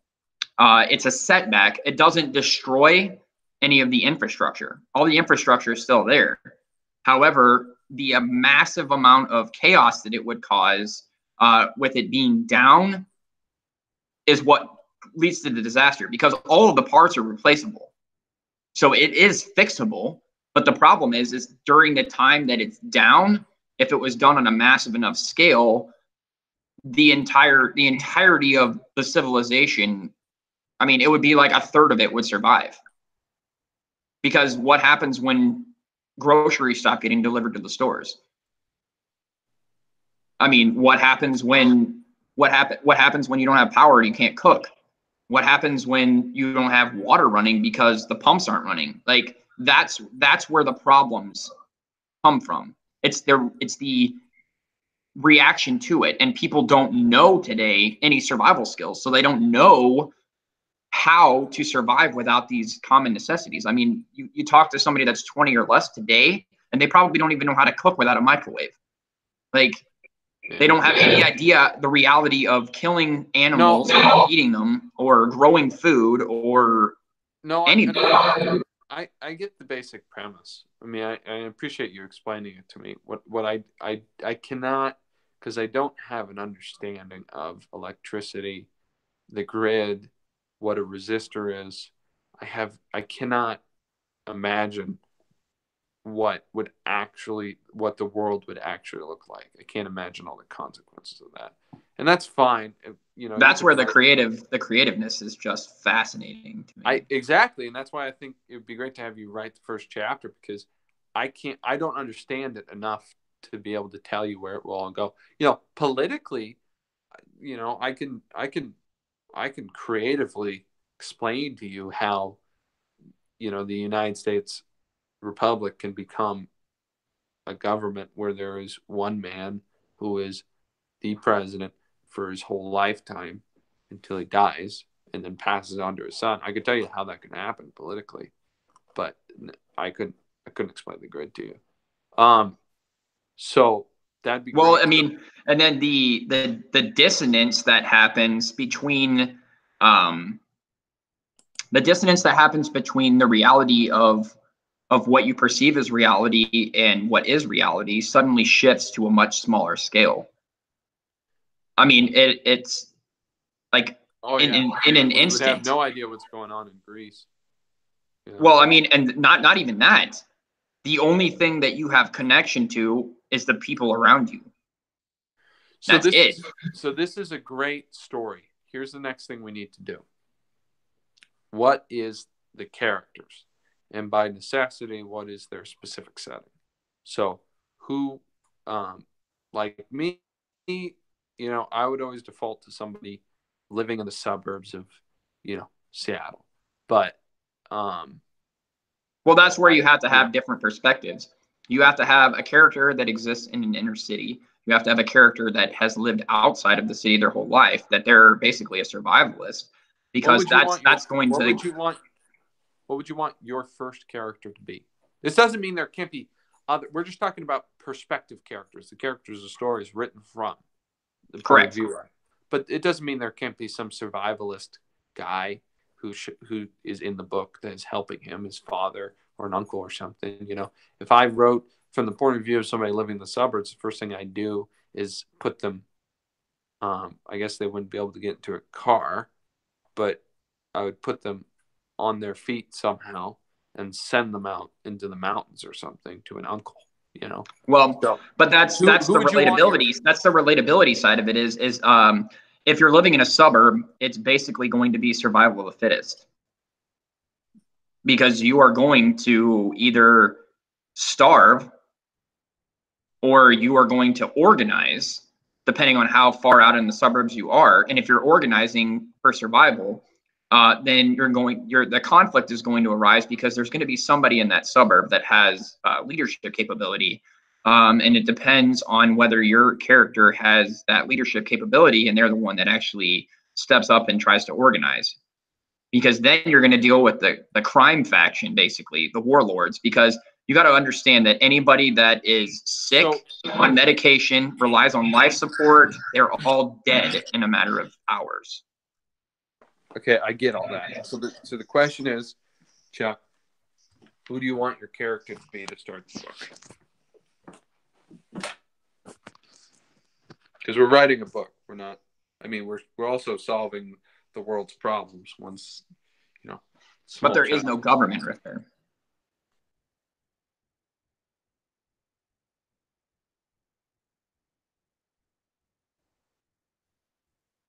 I'll be right back. I can hear you. Tell me about your character. Okay. So the first character that I would use would obviously I meant crime lords, Rift Bear, not warlords. I would write it from, I think the first character that would be really interesting is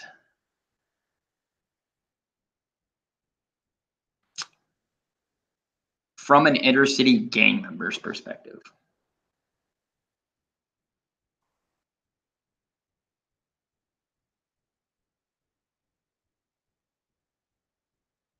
An inner city gang member. Really? Yep. I don't even know what I would do with that. That'd be great. So do that.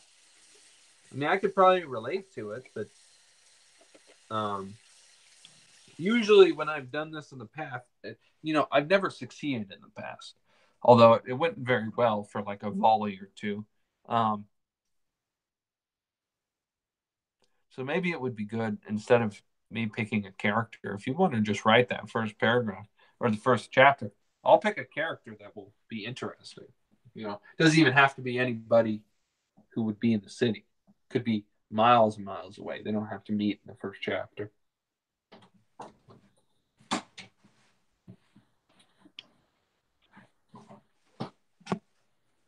You want to do it? I mean, I like it. We got everything we need for a good story. The only thing we haven't done, which we don't necessarily need to do, is talk about how the book ends. What's the point? But I don't think we need to do that. Not for this particular type of story.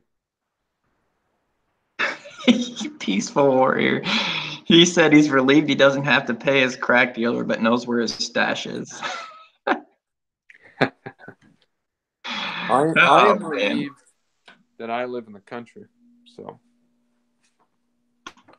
See, I was thinking a combat vet would be a good character, 360, but it almost seems too easy. Yeah, that's the thing. You want something challenging. That's why I picked Inner City Gang Member, because it's going to be so complex to write. Yeah, so do it. We'll run with that. That's why I wanted to pick someone from the suburbs, because they got the least chance of surviving. They would be, you want an everyman. But you want to create the adversity. You're obviously going to have characters that are survivalists, that they have to meet and relate to. Like the Inner City Gang Member could have an uncle that was a freaking, a Green Beret or something that taught him stuff when he was a kid that he just recollects. I mean, that's and a huge part of the plot could be him trying to figure out how to get to his uncle. Oh yeah. Or him just even coming. Oh, that's a good one. 360. He says a rich person who had a family and they are all dead. Like a kid maybe that was rich that hid under a desk and his whole family got murdered by criminals during the collapse. You know what? I can write that. That's fantastic. Good. That's a good one. 360. So okay. And it could be a girl. It could be a girl. I don't like writing from the point of views of women, because I'm not a woman. So we could have a guy like Joker that has a split personality. No.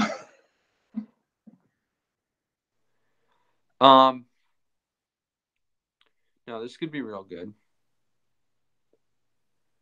No one can. He could have been pampered his whole life and like been on anxiety pills and stuff like that, and he's having to learn how to deal with the reality of having to deal with all the stress and realizing that he can handle it. He just has to force himself to. I'll write that character. I'll write that character. That's right up my alley. I could do that. I like that too. Peaceful warrior. The gang member could have a brother or sister that was in the army. Yeah, exactly. 360. That would be a good character. Possibly as a supporting character, a homeless person that is a mentor. Could be perhaps a combat vet that lost everything and is on the streets, because there's a lot of homeless combat vets. That's a reality, and it calls attention to a group of people that actually need help. I like the idea we have. I think we should end it here. I think Chuck should go write his first chapter, and then we'll go from there. The only question I guess I have is which city?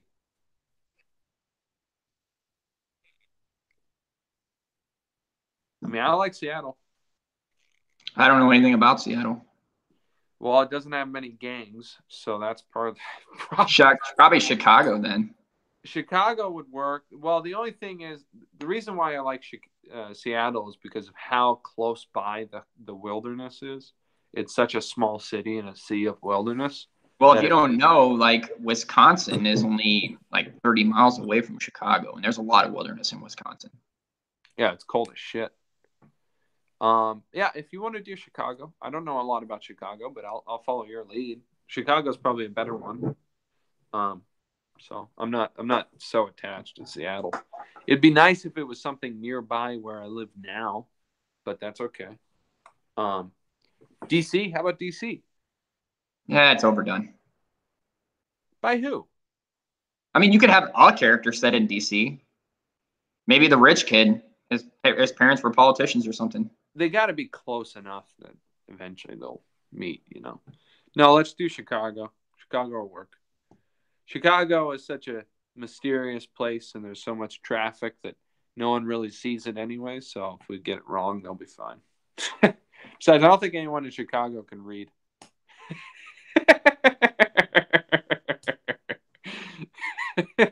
Touche. So we've got it's basically its own little fantasy world, you know. Okay, so let's move on to the next topic. Let's go through Daniel, and talk about what it means to Chuck. So let me get my Bible. What version do you want to work from, Chuck? NIV, I know like the back of my hand, but I've got a KJV. Well, we could just discuss what I put out in that last video if you want to, just to keep it kind of. No, I want to go line by line. I'll be right back. Because it really shed a lot of light on, and anyone who's stuck with us this long, I mean, they're special, so they want to see your videos, your short videos. It really worked out well when I did it with Preacher Bear. So I'll be right back. Okay.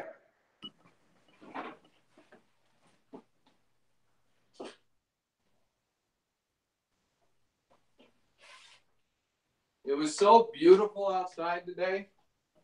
I sat outside on my porch for a little bit. A true Southerner. It was great. Daniel. Where are we? Daniel. Where did I hide my Daniel? Daniel, Candle. P5 for Fan. Daniel. Daniel after. Oh, there it is. They know what they're doing. What are you talking about? That's right. Okay, let's talk about the four beasts. Is anybody having as much fun as us? Is there anybody? No one's having more fun than us. Is there anybody having more fun? No one's having more fun. I feel like. Peaceful Warrior. I read the Sefer, just so you know. What? He asked, "What version of the Bible do you guys read?" What version did you say? I said the Sefer. I read the Sefer. The Suffer? Sefer. Cepher. Oh yeah, you've got a crazy good version. So I read the Bible that I managed to acquire. So which happened to be an NIV. That's the one I read. All right. So explain this to me. In the first year of Belshazzar. Belshazzar. It's a dead language. No, that's Latin.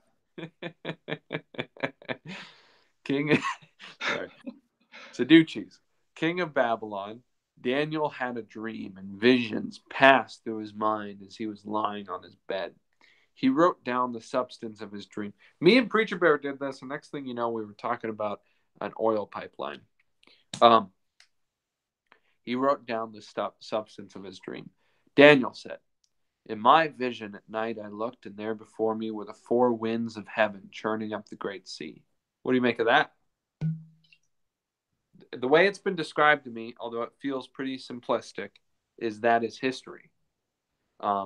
Winds, forces of the world, roaming over the sea of people and churning them up. But see, I look at it from a more literal standpoint. Okay.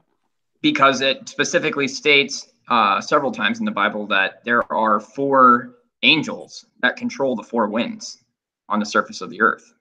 Do you believe in a flat Earth? I believe in an enclosed Earth system. Whether or not it is round or flat, I don't know. So there are four angels. What did you say again? Four angels? 4 angels that control the 4 winds Where are they? at the 4 corners of the earth. Where are the four corners of the earth? That is an excellent question. You don't know. I obviously don't. No, because Any there's no way thoughts for on me it? to know. What? Any thoughts on it? What does it mean? What's a corner of the earth? Well, it depends on how you look at it. If it is an actual, if it's a plane, right? If it's a flat plane that has, even if it's a circle, that circle is going to have 4 corners. But those four corners could be anywhere. Anywhere. Because it's all equidistant. Yes. So what does that even mean? Where do you get 4 angels? What part of the Bible? Oh, the 4 angels that control the 4 winds. I believe it's in Revelation. It is in Revelation. Is it in any other part? I remember where it is in Revelation. Is that the only part? There's no Old Testament. It's in Job or the Psalms. It might be in Job, and it's in multiple books that the 4 angels control the 4 winds. I'm pretty sure it's in Enoch. And just to the Sefer was written by a man, or translated by a man named Dr. Stephen Pidgeon, and it's not a Hebrew roots Bible. It's just translated back to the original language with the original names, the Hebrew names of what they are. So okay. So when you say it's literal, the 4 winds of heaven churning up the great sea. Now, And remember, you have to remember too that this is a vision. Anybody who wants to follow along, I'm in Daniel 7. What do you mean? It's a vision. He's having a vision. What's the great sea? I would say it's the ocean.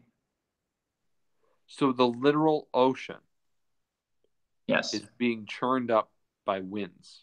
Correct. And when you say the ocean, we all know the Pacific Ocean, the Indian Ocean, the Arctic Ocean, the Atlantic Ocean, they're all connected. Correct. So whether you believe in a flat earth or don't, they're all connected. So that's interesting. So the Great Sea is the ocean. So this is very literal. So he literally. Well, see, when it comes to looking at prophecy, the way that I've always approached it is, you take the literal meaning of it, unless the literal meaning can't mean what it means, and in that case, it can. So I don't see any reason to try to look into it any deeper. Is there any significance to the number 4? Like when he says the 4 winds of heaven, is there any, besides the fact that there are 4 corners of the earth, is there any like the 7 spirits in front of the throne? Is there any significance to that being 4 winds? What's the difference between each of the 4 winds? I think it just means, the 4 directions pointing away from a center point would be north, south, east, and west. Right. And corners would imply northwest, southwest, east, northeast, southeast. Correct. But either way, you're only going to end up on a compass with now there's 4 outermost points. There's 4 beasts. That is true. And I have heard in the version of creation I so far have reached thoroughly with my understanding of Scripture, it seems to me that Noah's flood started in Israel, because now let me explain this. If you take a look at, there's a great guy by the name of Gordon McMurtry. I'm sure he has some flaws, but if you take a look at the Earth, at a seismic chart of the Earth, there's a big crack that runs throughout the whole Earth. It starts in Israel in the Dead Sea, and then it goes south, and then it exits the Red Sea, and then splits and goes throughout the whole Earth. And they say that is what Noah's flood was, because Noah's flood started with the deep giving up its warmth. Broken up the fountains of the deep, correct? The fountains of the deep, not the rains, like people think. The rains came afterwards when the fountains of heaven were opened. Yeah, but the fountains of the deep came first, and there is a layer of rock that is a sponge below the crust, you know, depending on how much you believe of things you read. But scientifically, they say there's a layer of rock that is like a sponge below the crust of the earth that holds 3 times the quantity of Earth's ocean. Correct. So, Well, and the other aspect to it too, and again, I'm not advocating for flat Earth here, but the only way that the tides can exist on a flat Earth would be if the land itself is actually resting on water, because it would be the land rising and falling on water. Well, the explanation to that, of course, is, and I've heard this explained too, is that it rests on molten rock. Yeah. So that would be like water. Yeah. Rock. But in the same effect is there. I mean, there's obviously subterranean water underneath of us. Exactly.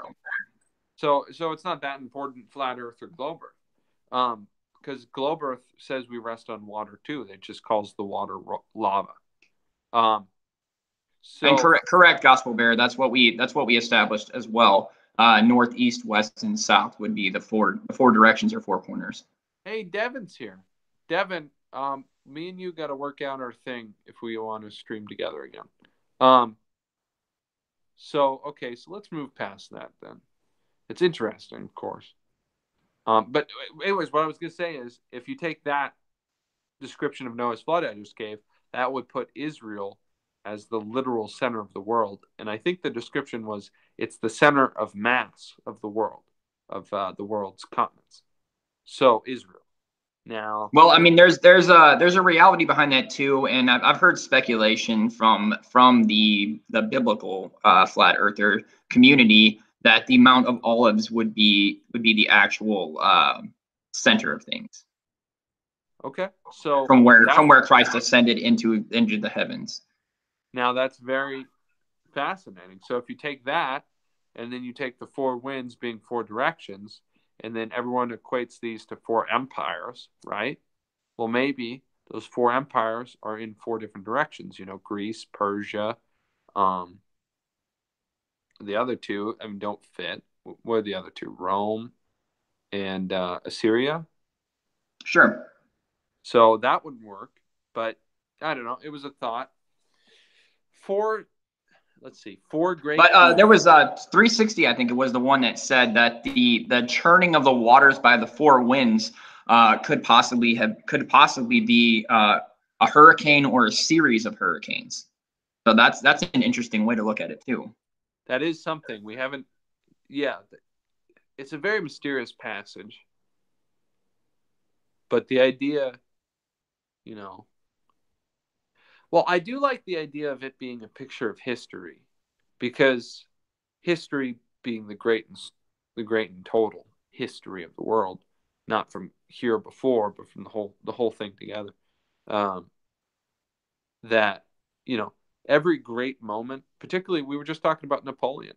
It's always it seems like it's always accompanied with an increase in natural disasters. Hurricanes. I mean, we all know we're going through a significant period of time right now, and I think it's still increasing. And look at the increase in hurricanes and earthquakes and everything else. You know, it's interesting. It is. You know, Jesus says that. Jesus says that. Yep. But what's the next? What's the following context? Yeah, we should probably give it some context. 4 great beasts, each different from the others, came up out of the sea. The first was like a lion, and it had the wings of an eagle. I watched until its wings were torn off, and it was lifted from the ground, so that it stood on 2 feet like a man, and the heart of a man was given to it. Obviously, that parallels Daniel 6. Okay. It parallels. So this is the way that I've heard that described, and again. It depends, because you have to look at the reality that the book of Daniel is said to be sealed up until the end times. Okay, so if it's not the end times, any of the context clues that you look at, and I alluded to this in the video, that I put out is the context clues are going to be severely misconstrued if it's the wrong time frame for this to be interpreted. But in today's world, you could look around and say, what is a nation that is represented by a lion? Because a beast in biblical prophecy always represents a nation. Why? Because that's what it is. Why? Because it said that it is a nation. If you keep reading it, it specifically states that they are nations. Does that mean the Antichrist is a nation? It's a nation system. Yes, it's a belief system. It's But not there is a physical Antichrist that's mentioned as well. sovereign. But it is the Babylonian system that's mentioned in Revelation So is it a a belief nation system. or is it a government? Possibly a government. Because it seems to me it's more about it being a government than a nation. So if you A were to nation look is a at the group of world people. today and say, what is a government or nation that is represented by a lion, who would you come up with? England, Okay. What is a nation that is represented by an eagle? America. So a lion with an eagle's wings could very easily represent Britain and America, because America was a colony of England. And we are still the one that protects and carry England. And it is even more so a reality because England just left the European Union. And who's helping to prop them up right now but us? I watched until its wings were torn off, and it was lifted from the ground so that it stood on 2 feet like a man, and the heart of a man was given to it. So what that prophecy particularly could mean is that England and America have had an alliance for a long time, but something happens to where America is taken out of the picture and can no longer help England. Up But until recently, they would have said that would have been joining the European Union. correct. But something is going to happen to where the U.S. could no longer support England, and they're taken out of the picture. What is the So, and heart we of can a see man? this. We can see this by cross-referencing, and I'm gonna get into this as I get deeper into Daniel. You can see this because when the beast is mentioned in Revelation, the lion is mentioned, but there is no mention of it having eagle's wings. Here's another interesting thing. When the beast is mentioned in Revelation, the lion is mentioned, but there's no mention of it having eagle's wings. Correct. So, you can see that somehow or another, the eagle's wings are ripped off of the lion, and it's given the heart of a man, and it is able to stand up on its own. Now, think about that for a minute, because it could stand up on its own before. The only difference is now it's standing up on 2 feet like a man, and it has the heart of a man. Now, before you go further with that, I'll throw this out there. England is a united kingdom of 4 kingdoms: Scotland, England, Wales, and Northern Ireland. Right. I think that's interesting. But it is. But go ahead. What is heart of a man? How is it a man now? What does that mean? I think that it is a representative of the fact that it is given its own mind. It doesn't have its own mind right now? No, because it's operating as part of a collective. But it's interesting that recently it has struck out on its own again. And it's being propped up or lifted up currently to stand on its own, but it still has the safety of having the eagle's wings. There is no doubt that England is an important nation throughout history. Nobody doubts that. No, it's very defined. Our system of latitude and longitude is based off of where London is on the map. Now, keep talking. I'm listening. I will also say this. Obviously, England did not exist at the time that the Old Testament was written, let alone the New Testament. In the New Testament, it was a different sort of place. It wasn't England. So it was Britannia. It was, I guess, Britannia, maybe. Home of the Bretons. Tyre. Now, so it's a significant place. Well, in the Bible, there are archetypes of nations that are set apart, related to Israel, such as Egypt, Edom. Well, you notice Tyre. that also I Nate, think Tyre, the nation of Tyre, Tyre, is an anagram for England currently. I think it's the same spirit, most likely led by the same demon. Tyre is also related to the Antichrist. Or well, sorry, it's interesting though that Daniel didn't understand what he was seeing. Okay. He's writing it down because God told him to, but he specifically says, coming up, he's like, what am I looking at here? And God specifically tells him, this isn't for you to understand. This is going to make sense to the people that are reading it in the end. It's not for you, it's for them. Seal it up, record it, but it's not going to make sense to anybody but the people that exist in the end times. I totally agree with you. I don't think there's anything ground shattering about that.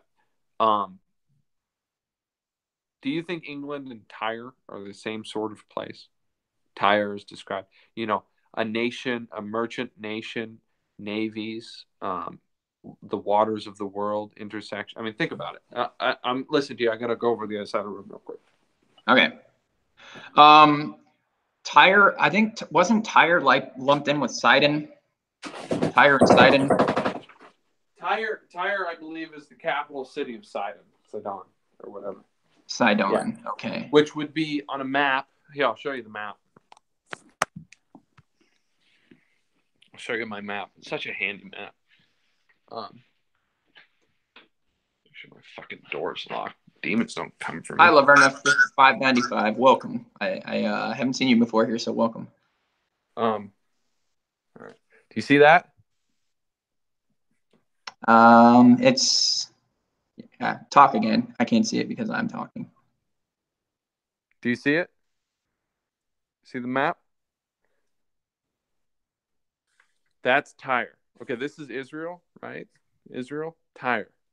And it's described as a merchant nation nestled among the waters. When God throws them down, he describes as throwing them down like a ship sinks into the sea. I think Tyre equates to England in the Bible.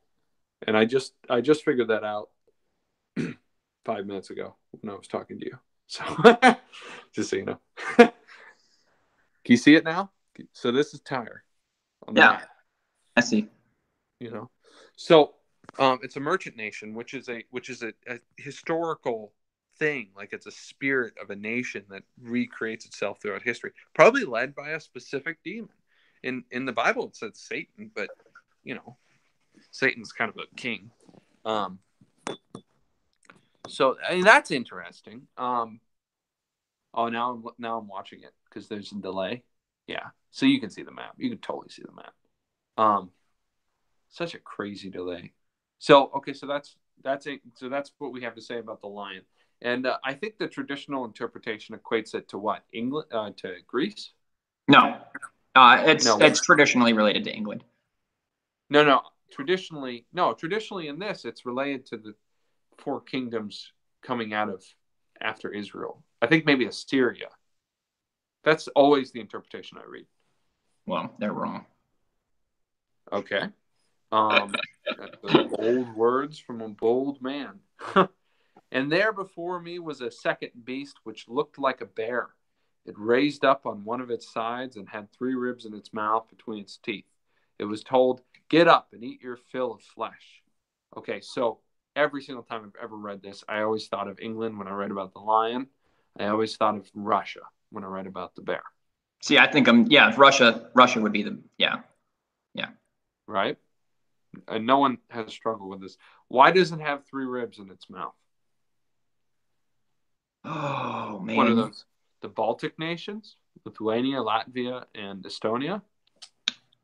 I'm not certain that the ribs, and this is actually the part that I'm doing a little bit more research into right now. But I'm not certain that the ribs aren't a symbol of something rather than nations.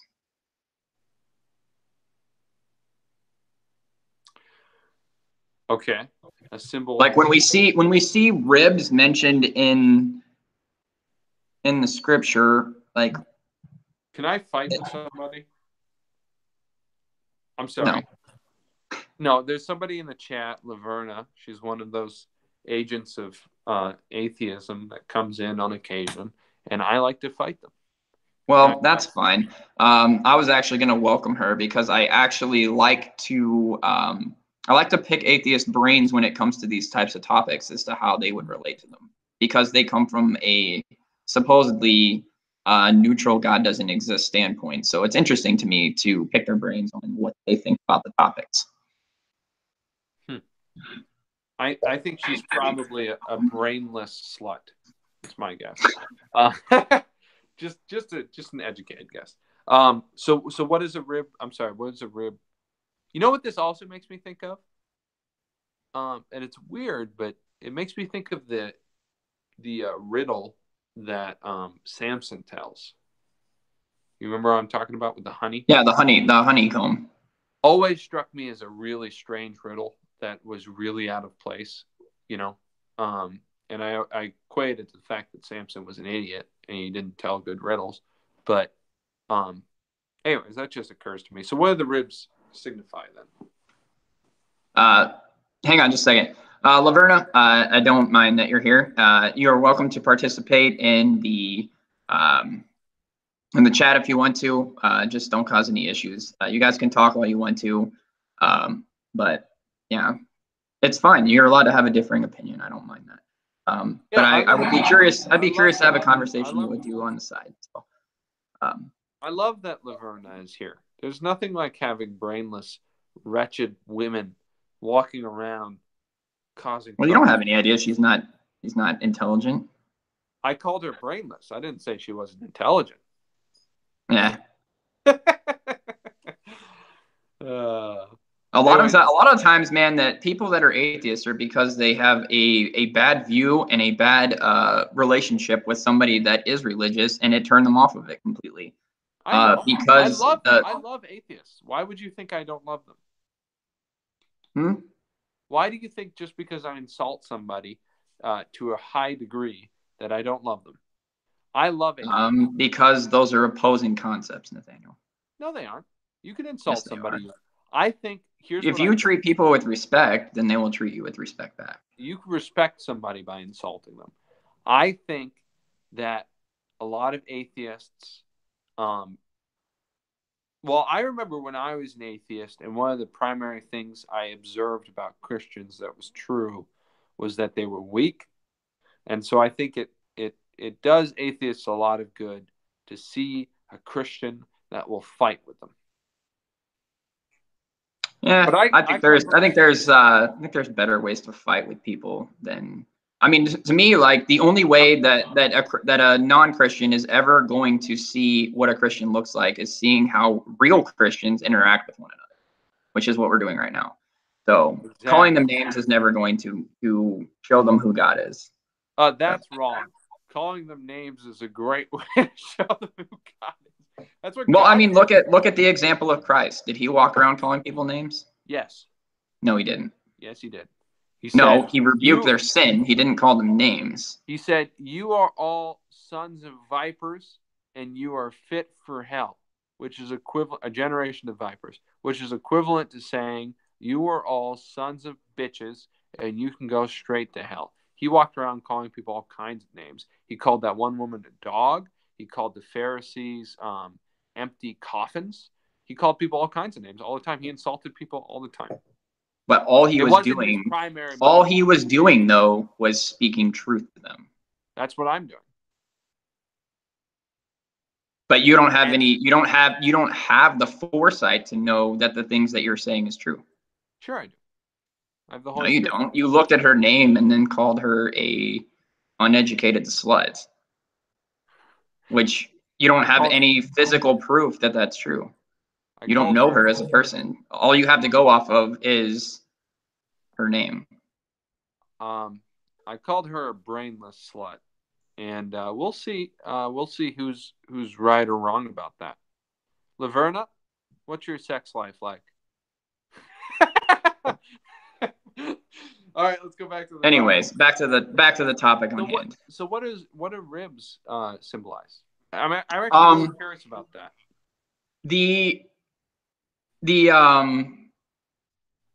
I mean, I'm not sure they represent nations. They may be symbolic of something else, where it could be that they hold a three, like death. It holds death in its mouth. Why would it be death? Three what? What is three symbolic of? Well, that's the curiosity behind it, isn't it? Is the fact that it's interesting, because I mean, I honestly don't know right this exact second, but it doesn't seem to me that the ribs represent nations. But I mean, it could be that it holds three nations in its mouth, but it just seems that it's not describing that it's got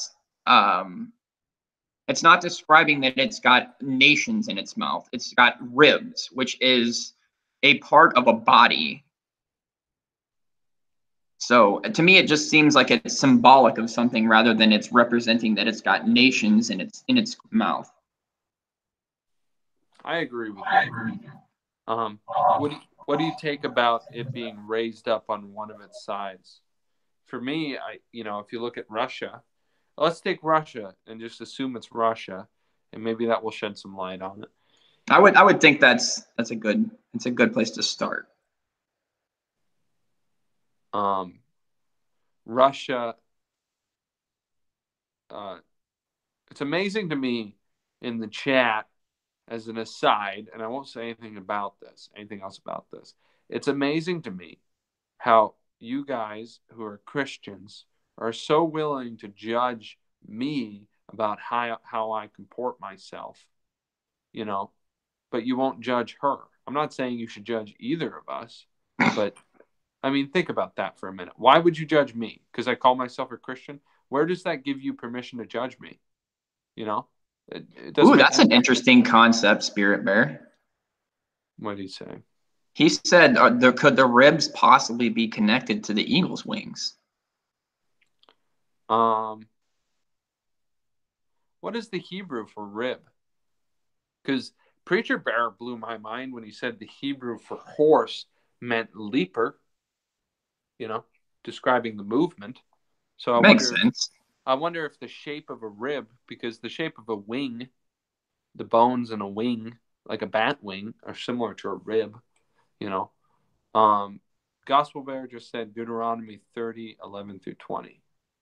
No, I don't think. No, it was specifically Peaceful Warrior who judged me. I never thought about the concept of the ribs possibly being connected to the eagle's wings. The eagle's wings were ripped off, and then the bear has three ribs in its mouth. Yeah, for some reason we always assume that the beasts in the order that they're giving, one replaces the next one, right? But I don't think that. I think they exist simultaneously. That's interesting, because there's no reason to think they replace. What do you think about it being raised up on one of its sides? For Russia, obviously, Western Russia is a densely populated urban zone, and then you have Asiatic Russia, which is an empty wasteland. Right. So, yeah, I guess. Which is you're getting into what's the name of that far eastern Russian? Kamchatka? Yeah, like where they're like Siberia? white Asians. Like they're crazy big and very Asian looking. Kamchatka or Siberia? Um, I don't remember. But yeah, it's right, same area. Okay. It's Chechnya, maybe. I don't know. I don't know what I was thinking a of. huge area. All right, well, let's move on. What about get up and eat your fill of flesh? That seems relatively straightforward. What do you think about that? I would think that it basically goes on a war path. Okay. I mean, that's the concept that I see in it, and I might be able to shed a little bit more light into it because when I sit down and make my videos, I actually cross-reference a lot of things and put a lot into that. I have pages and pages and pages of notes. So right now we have two nations doing two simultaneous things. England becoming independent in spirit, like a man, and Russia attacking whoever it wants. Oh, it sounds like today. Or at least it sounds like 2012. After that, now that's interesting because it doesn't say anything about time as far as the first two, but after this, right. So those things are happening simultaneously. Although one is first and the other is second, but that doesn't necessarily mean time. Right. But then it specifically states that after those two things happen, the next thing happens. Right. Well, Laverna, that's because you aren't any good at arguing. If you could argue with us and be pointful, you don't have anything to back up your points. I will argue with you, and I will win. After that I looked, and there before me was another beast, one that looked like a leopard, and on its back it had 4 wings like those of a bird. This beast had 4 heads, and it was given authority to rule. When I first read the Bible, with no help, no reason to read it, except that I wanted to read it, and I got to this, I had no idea what was going on. I understood Russia, and I understood England. I thought that was, whoa, the Bible knows something. Leopard, 4 wings, it lost me. 4 wings makes me think of an insect. Read that passage. Read that passage again. A bird doesn't have 4 wings. After that I looked, and there before me was another beast, one that looked like a leopard, and on its back it had 4 wings like those of a bird. This beast had 4 heads, and it was given authority to rule. 4 is a repetitive thing, but a bird doesn't have 4 wings. It doesn't matter if it's nice, Laverna. It's true. You would lose to me in an argument. I will beat you. You are a coward. Hey. Sorry. Go ahead. Stop being distracted. No, I'm focused. I was letting you think. Let them talk. Don't worry about them. Let's look at it. Like, in today's world, who would be represented by a leopard? That's what I don't know. Who? What's a leopard even? A jungle cat? I don't know. Who's a leopard? Greece? I'm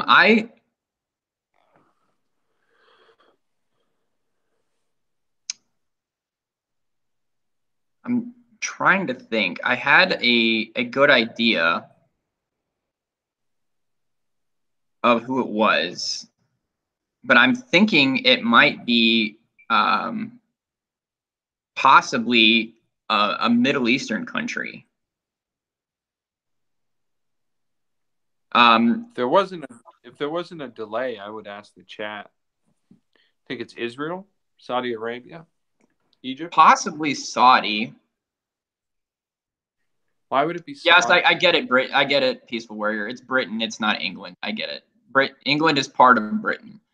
But it's just easier conceptually for me to think of the monarchy of England, is they are the ones that hold the most control in that scenario. So yes, you are correct though. It is Britain, not England.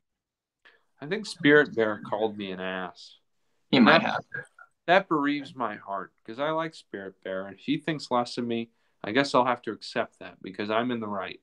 But it hurts me. But I am in the right. But because this is my property. Leopard. Yeah, what the fuck's a leopard? Does it not exist yet? You know? No, I think it does. is it something that is not, because we're talking about governments. There are certain governments that aren't governments of nations, like the United Nations, the European Union, OPEC, things like Well, that. I think it gets into the United Nations later. I'm drawing a blank right now as to what the leopard represented. It has to be a major world power, I think. It's not weird for someone to say insulting things to one of 10 viewers.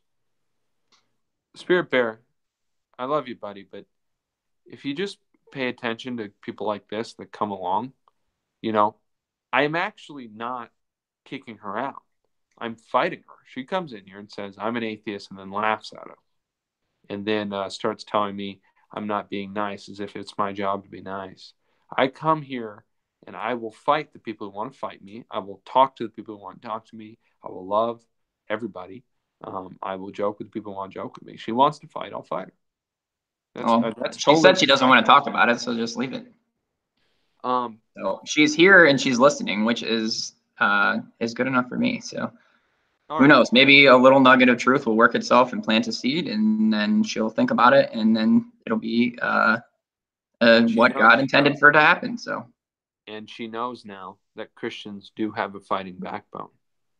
And the nice thing about being a Christian is, even if every other Christian turns on me, I can still fight because I am with God.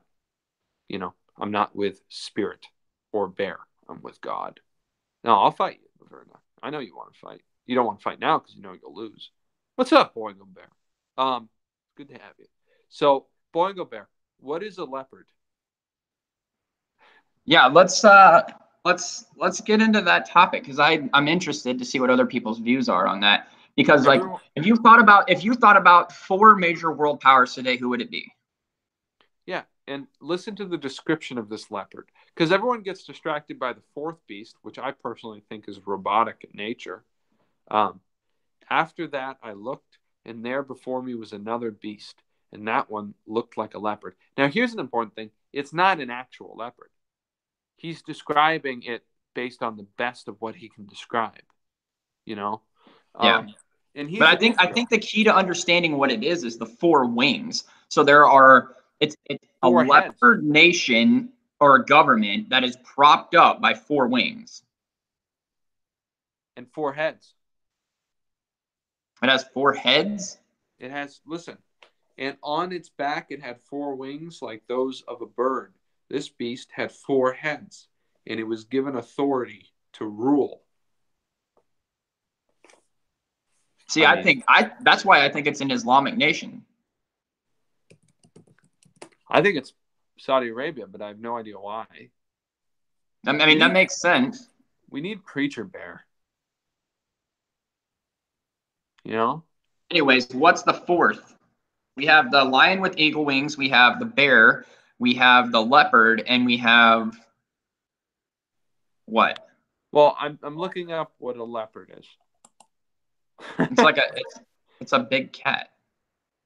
Yeah, but this is Hebrew, and he's in Babylon. So what kind of leopard? Like, maybe there's something in that. You know what I mean? Like, because I think when we say leopard, we assume we know what it means. But have you ever seen a leopard? How much do you know about leopards? Why does it choose the word leopard? Why not cheetah? Why not mountain lion? Why not coyote? So it's a very specific word. You know what I mean? And it's an Egyptian. That's one thing. Okay, so it's in Hong Kong, Singapore, Kuwait, Syria, Libya, Tunisia, and most likely Morocco. India. Well, see, it says the hilly ranges of Lebanon in ancient times were frequented by panthers or leopards in Syria. Southern Asia, Siberia, Central Asia. You think it's ISIS? No, I honestly think that it's probably closer to Middle Eastern countries. I think it's Saudi Arabia. I think it's going to be a coalition of 4 nations. Do you think it has anything to do with Ismail? Possibly. The whole blessing of Ismail, brother. man of violence, everything else, fighting with his brothers. All right, well, that is a mystery. I hope someone in chat sheds light on it instead of just bitching about how I can fight and you can't, because I still have my balls left. I didn't give them up so I could join a church. Spirit Bear says Africa. China is currently taking over Africa. And then Rift Bear lists 4 random. He says Phoenix, Griffin, Dragon, Unicorn. Huh. Yeah. No, it's a mystery. It seems like we don't know. Boingo Bear, we're just trying to surmise who the leopard could possibly stand for. What major nation would a leopard represent? Spirit Bear is with me. That's good. All right, we're gonna have to move on because, leopard with 4 wings is a mystery, and no one knows what it means. This is why I struggle with this. And then you get to the 10th beast, and what's interesting is it's like a leopard. It's not a leopard. Listen to this. Which looked like a bear. The first was like a lion. They're not exactly those animals, which sheds light on the 10th beast, or the 4th beast. After that, in my vision at night, I looked, and there before me was a 4th beast, terrifying and frightening and very powerful. It had large iron teeth. It crushed and devoured its victims and trampled underfoot whatever was left. It was different from all the other former beasts, and it had 10 horns. Because of his inability to describe it, I think it's robotic. While I was thinking about the horns, there before me was another horn, a little one, which came up among them, and 3 of the first horns were uprooted before it. This horn had eyes like the eyes of a man, and a mouth that spoke boastfully. All right, guys. What do you think about that, Chuck? Oh, I think it takes a lot of time to break that down. I mean, this is what everyone talks about, even though no one knows what the leopard is. But let's figure out the 4th beast, even though we can't figure out the 3rd beast. But that's okay. Well, in all honesty, without my notes in front of me, it's really hard to, because like I said, these beasts are mentioned again in Revelation too, in the same context. But again, you have to look at it from, it is a nation that's made up of what would appear to be 10 nations. So I would think that this could possibly be representing.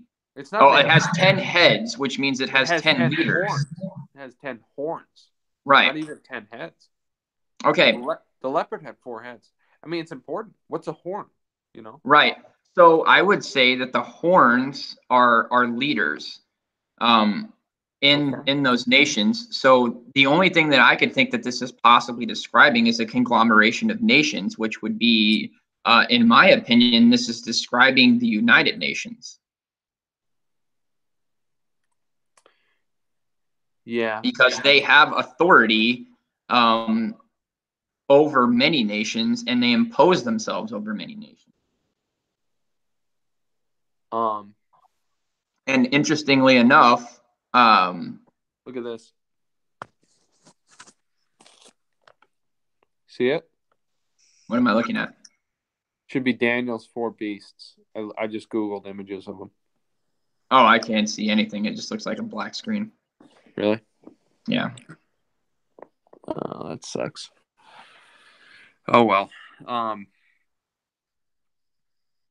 Maybe, let me see. Here we go. Oh, okay. Now I can see it. Okay, good. Yeah, I just had to switch the camera.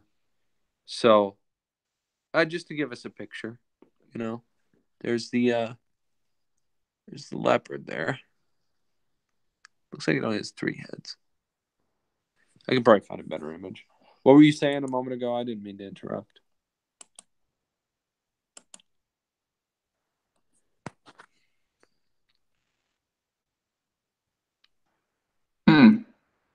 That's interesting.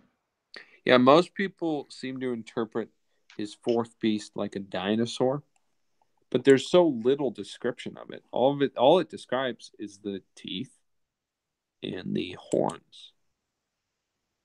You know, this is a pretty artistic one. See how terrifying this is. You know, what does it mean that it's raised up on one side? I always pictured it lying down, you know what I mean, with one side up.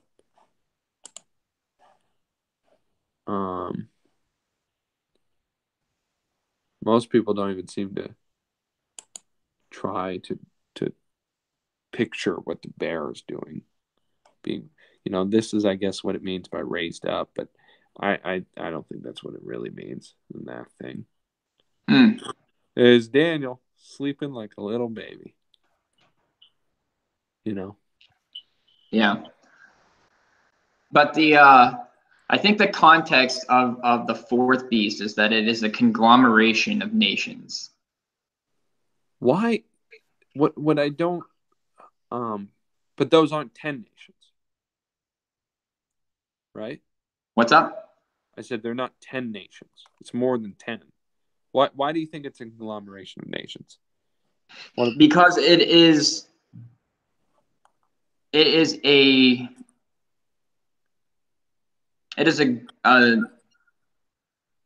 has one head. It has teeth of iron,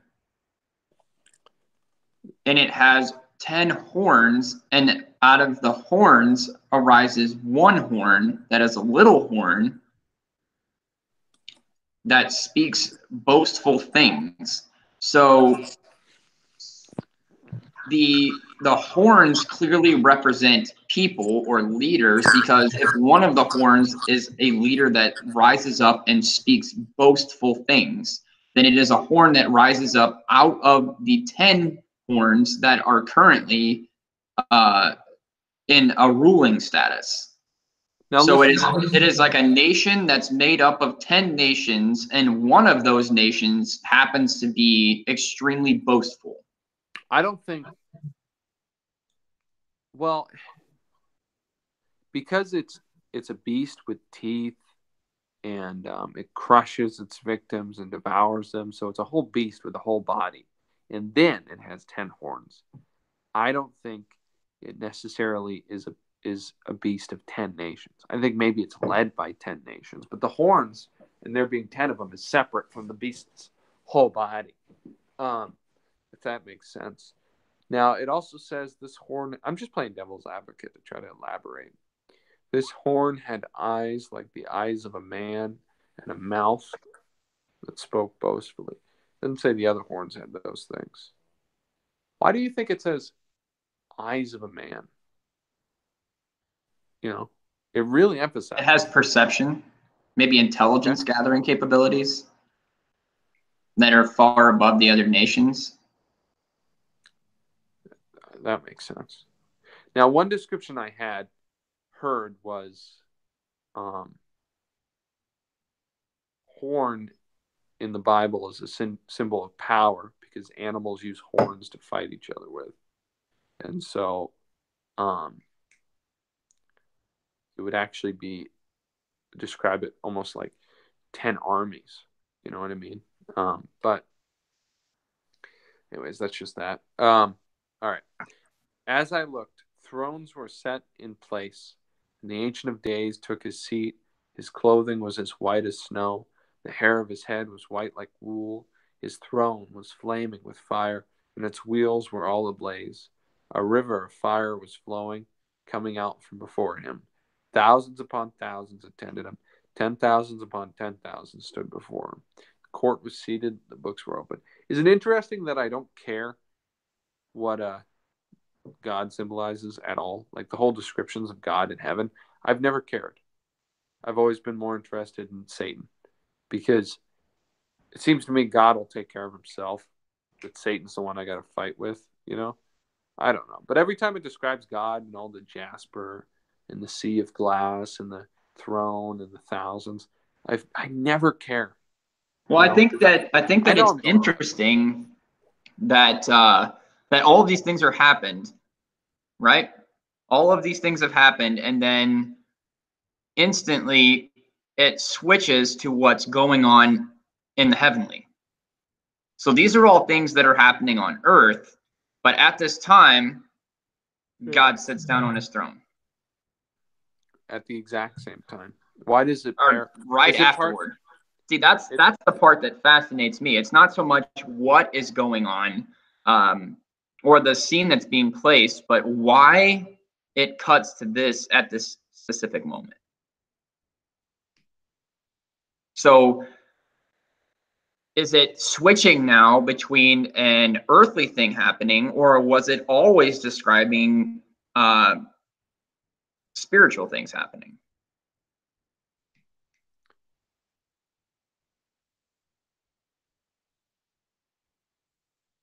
Well, if it's happening on earth, that doesn't mean it's not spiritual. It's the kingdom of the air, right? Well, that's what I mean. Was this describing the physical powers of the world actually taking things and doing things, or is this describing spirits or angels or angelic beings or spiritual entities actually taking their places in the world scheme, which would obviously have physical ramifications, and the physical climate would change because of this? But are we really looking at a spiritual scene that's playing out, not a physical scene, but that has physical ramifications in the physical world?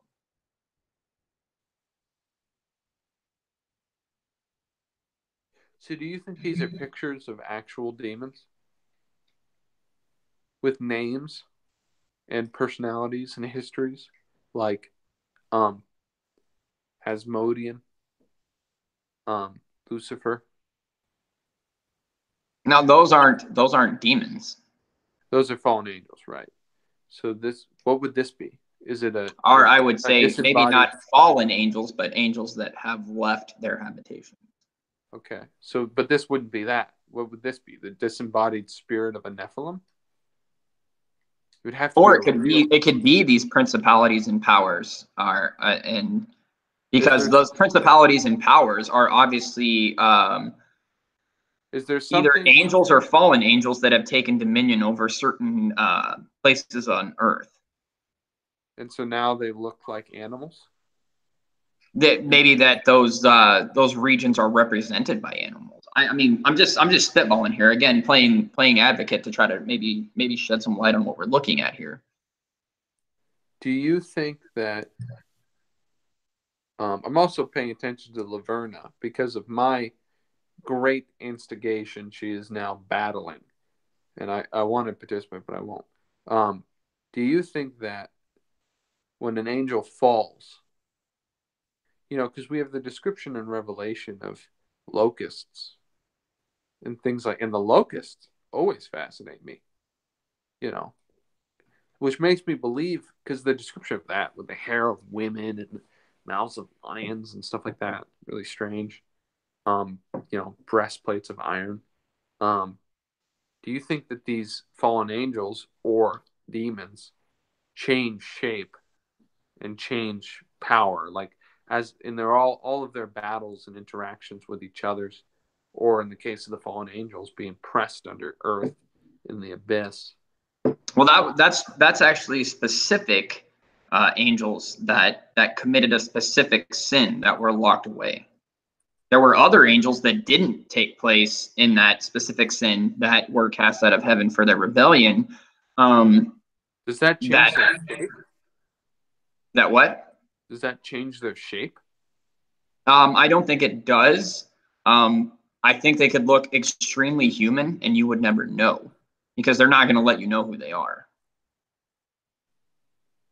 Well, in this case, we were talking about a lion, something that looks like a lion. Would that be like? Do I think that demons can inhabit animals? Yes, I do. That's not my question. My question is, with these demons and these fallen angels, are those the only two evil spiritual forces? A demon and a fallen angel? I would believe so. Those are the only two? Okay. with all of their interactions after their fate, once they become a demon or whatever. Well, a demon, they didn't become a demon. A demon is just a spirit of a Nephilim that has died because it has nowhere to go. That makes sense. So let's say this. A Nephilim dies, becomes a spirit. That spirit has a certain nature to it. It's a personality, has its own personality, right? Correct, yeah. A demon would have its own personality, yes, because it was a physical being at one time that died, and now its spirit is still trapped here because it has to wait until judgment to receive its punishment for what it is, because it isn't a being that was meant to exist. It is not human. It is not an angel. It is a cross breed of both of them, and it doesn't have a habitation. So that's why they seek to inhabit bodies, because they want to be physical again. They want to experience reality again. That makes sense. So my question to you, once it's died, which happened before the flood, thousands of years have gone by. It's interacted with all of these hundreds of people, trying to corrupt them, trying to inhabit their bodies, participating in this or that. It's probably interacted with other demons. It's probably interacted with other fallen angels, with its parents, maybe, with its, the angel that's its father. Do you think it can change over those thousands of years and maybe consume another demon or something, become bigger, like the Screw Tape Letters describes, even though I understand it's not a holy document, and become something powerful, become like a beast, and then maybe that's what this is. I would say that it would, if it is in fact a spiritual entity, that it would be permanent, or would it change over time? I would say that it would be permanent. So so they don't interact with each other or consume each other? I think they do interact with each other, because when Christ talks to the man that has legion inside of him, which is hundreds of spirits that were inhabiting this man. They were all each individual spirit, they were all their own spirits, but they were all inside of him. So they all had their own identity, but they were all inhabiting this one man. But you don't think they change over time at all? I think they gain knowledge, but I don't think their form changes, no. Do they gain anything besides knowledge as far as their characteristics go?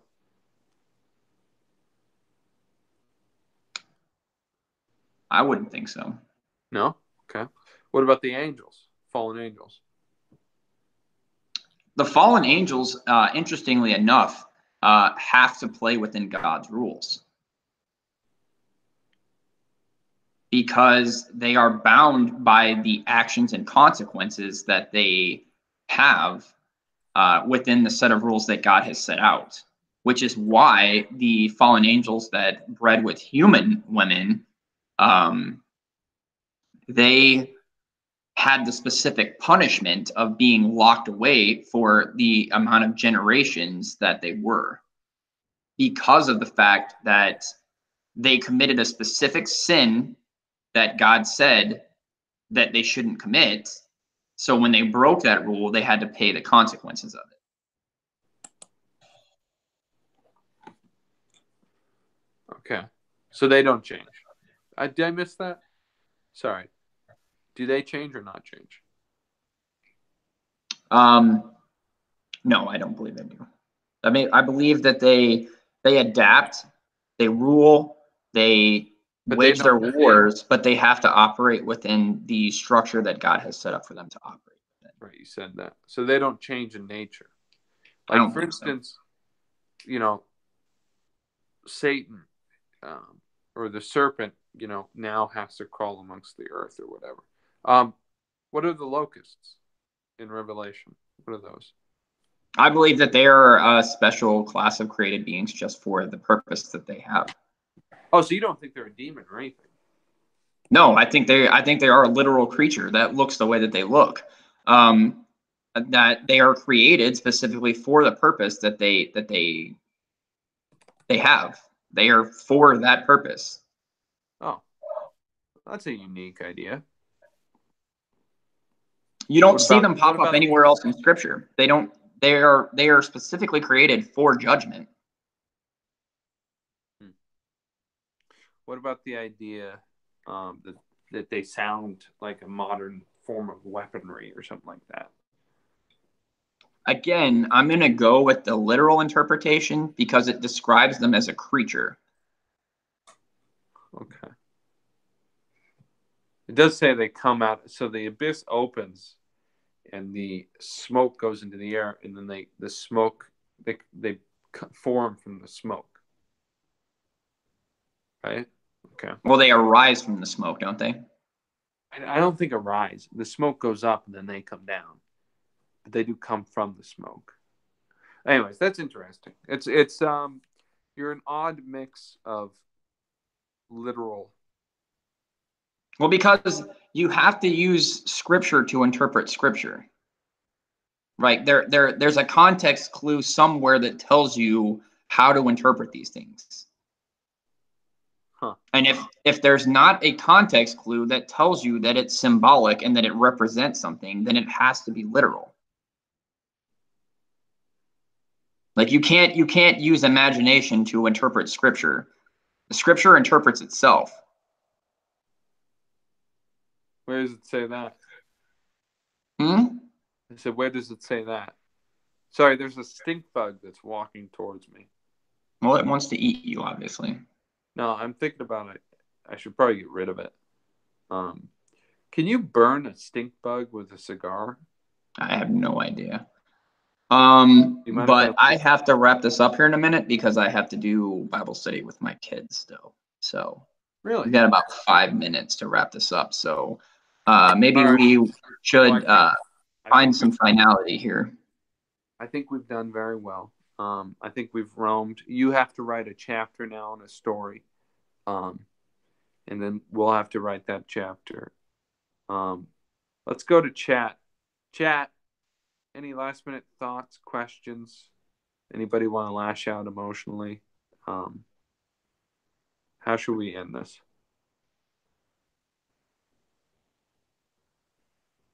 There's such a long delay. It is. Yeah. So, how should But I mean, I'm going to go into more detail in some of this stuff, and because I do have a lot of notes, but I don't have them like sitting in front of me right now on these topics. And I know that I had a reason why the leopard was a certain set of nations, but I can't for the life of me remember what it was now. I have been so depressed lately. I don't know if depressed is the right word, but just strung out emotionally because, first of all, killing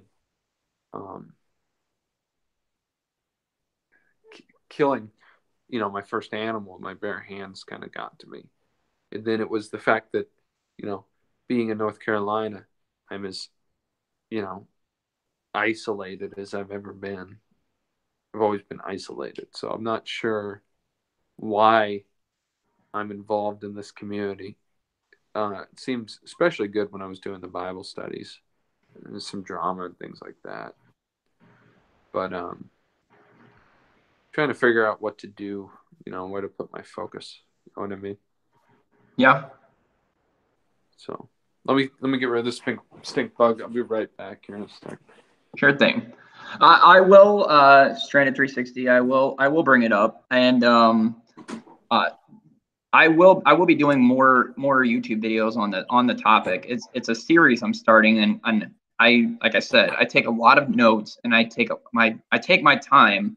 I take my time when I go through these things, and bringing it up just in general conversation. My mind doesn't always recollect what I've recorded and written down, which is why I write things down, because my brain it works in such a manner that a lot of times I process things and think of things in such a quick manner that if I don't write it down, it's gone. Like it's just the way my mind works. I don't have a fantastic memory when it comes to be able to recall things extremely quickly. And unfortunately, it's the nature of who I am.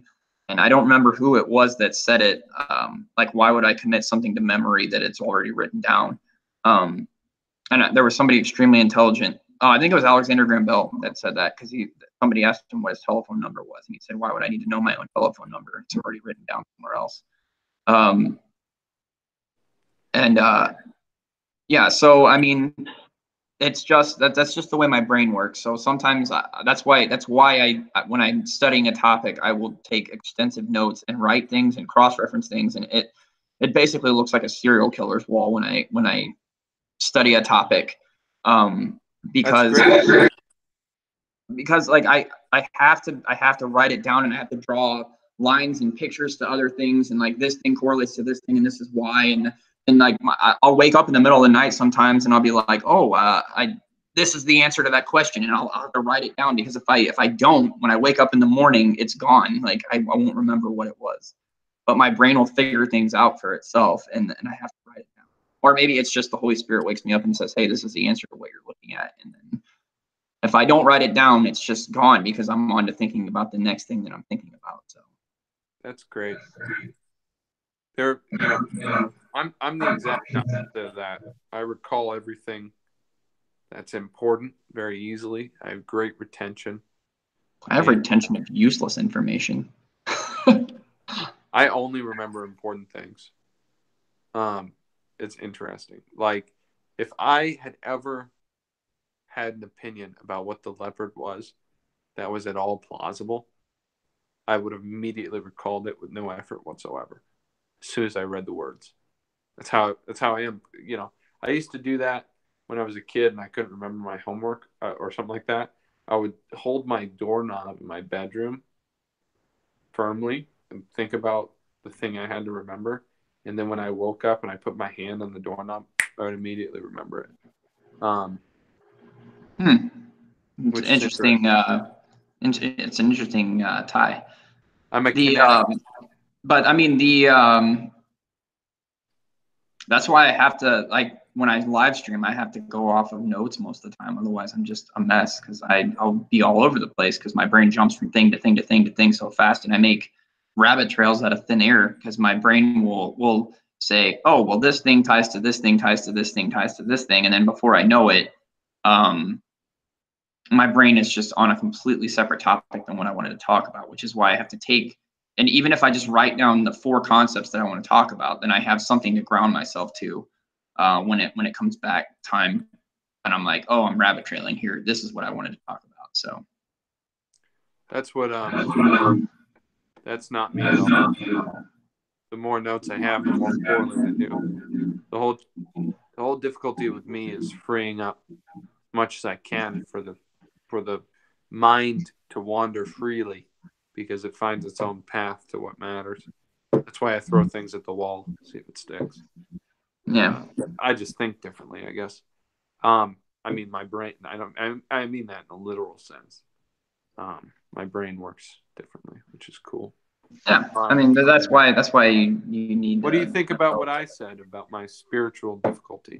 It's great, because it brought me to yelling at God in a shower, which is always a good sign. I yelled at God in a car, so I mean, it's the same. It is. We all hit a point. Where we hit a wall, and we have a decision to make. Are we either going to do what God says, or are we going to turn away from it? So, I mean, I think that's a point that everybody hits, whether they admit it or not. I mean, it's the difference between someone telling you who God is and you actually meeting God. So, I hope the world matters. Yeah. You know what I mean? If it doesn't matter, there's nothing we can do, and we'll be slaves no matter what. And there's no way to create historical significance. There's no way to change things. There's no way to make a difference, real difference, be a leader.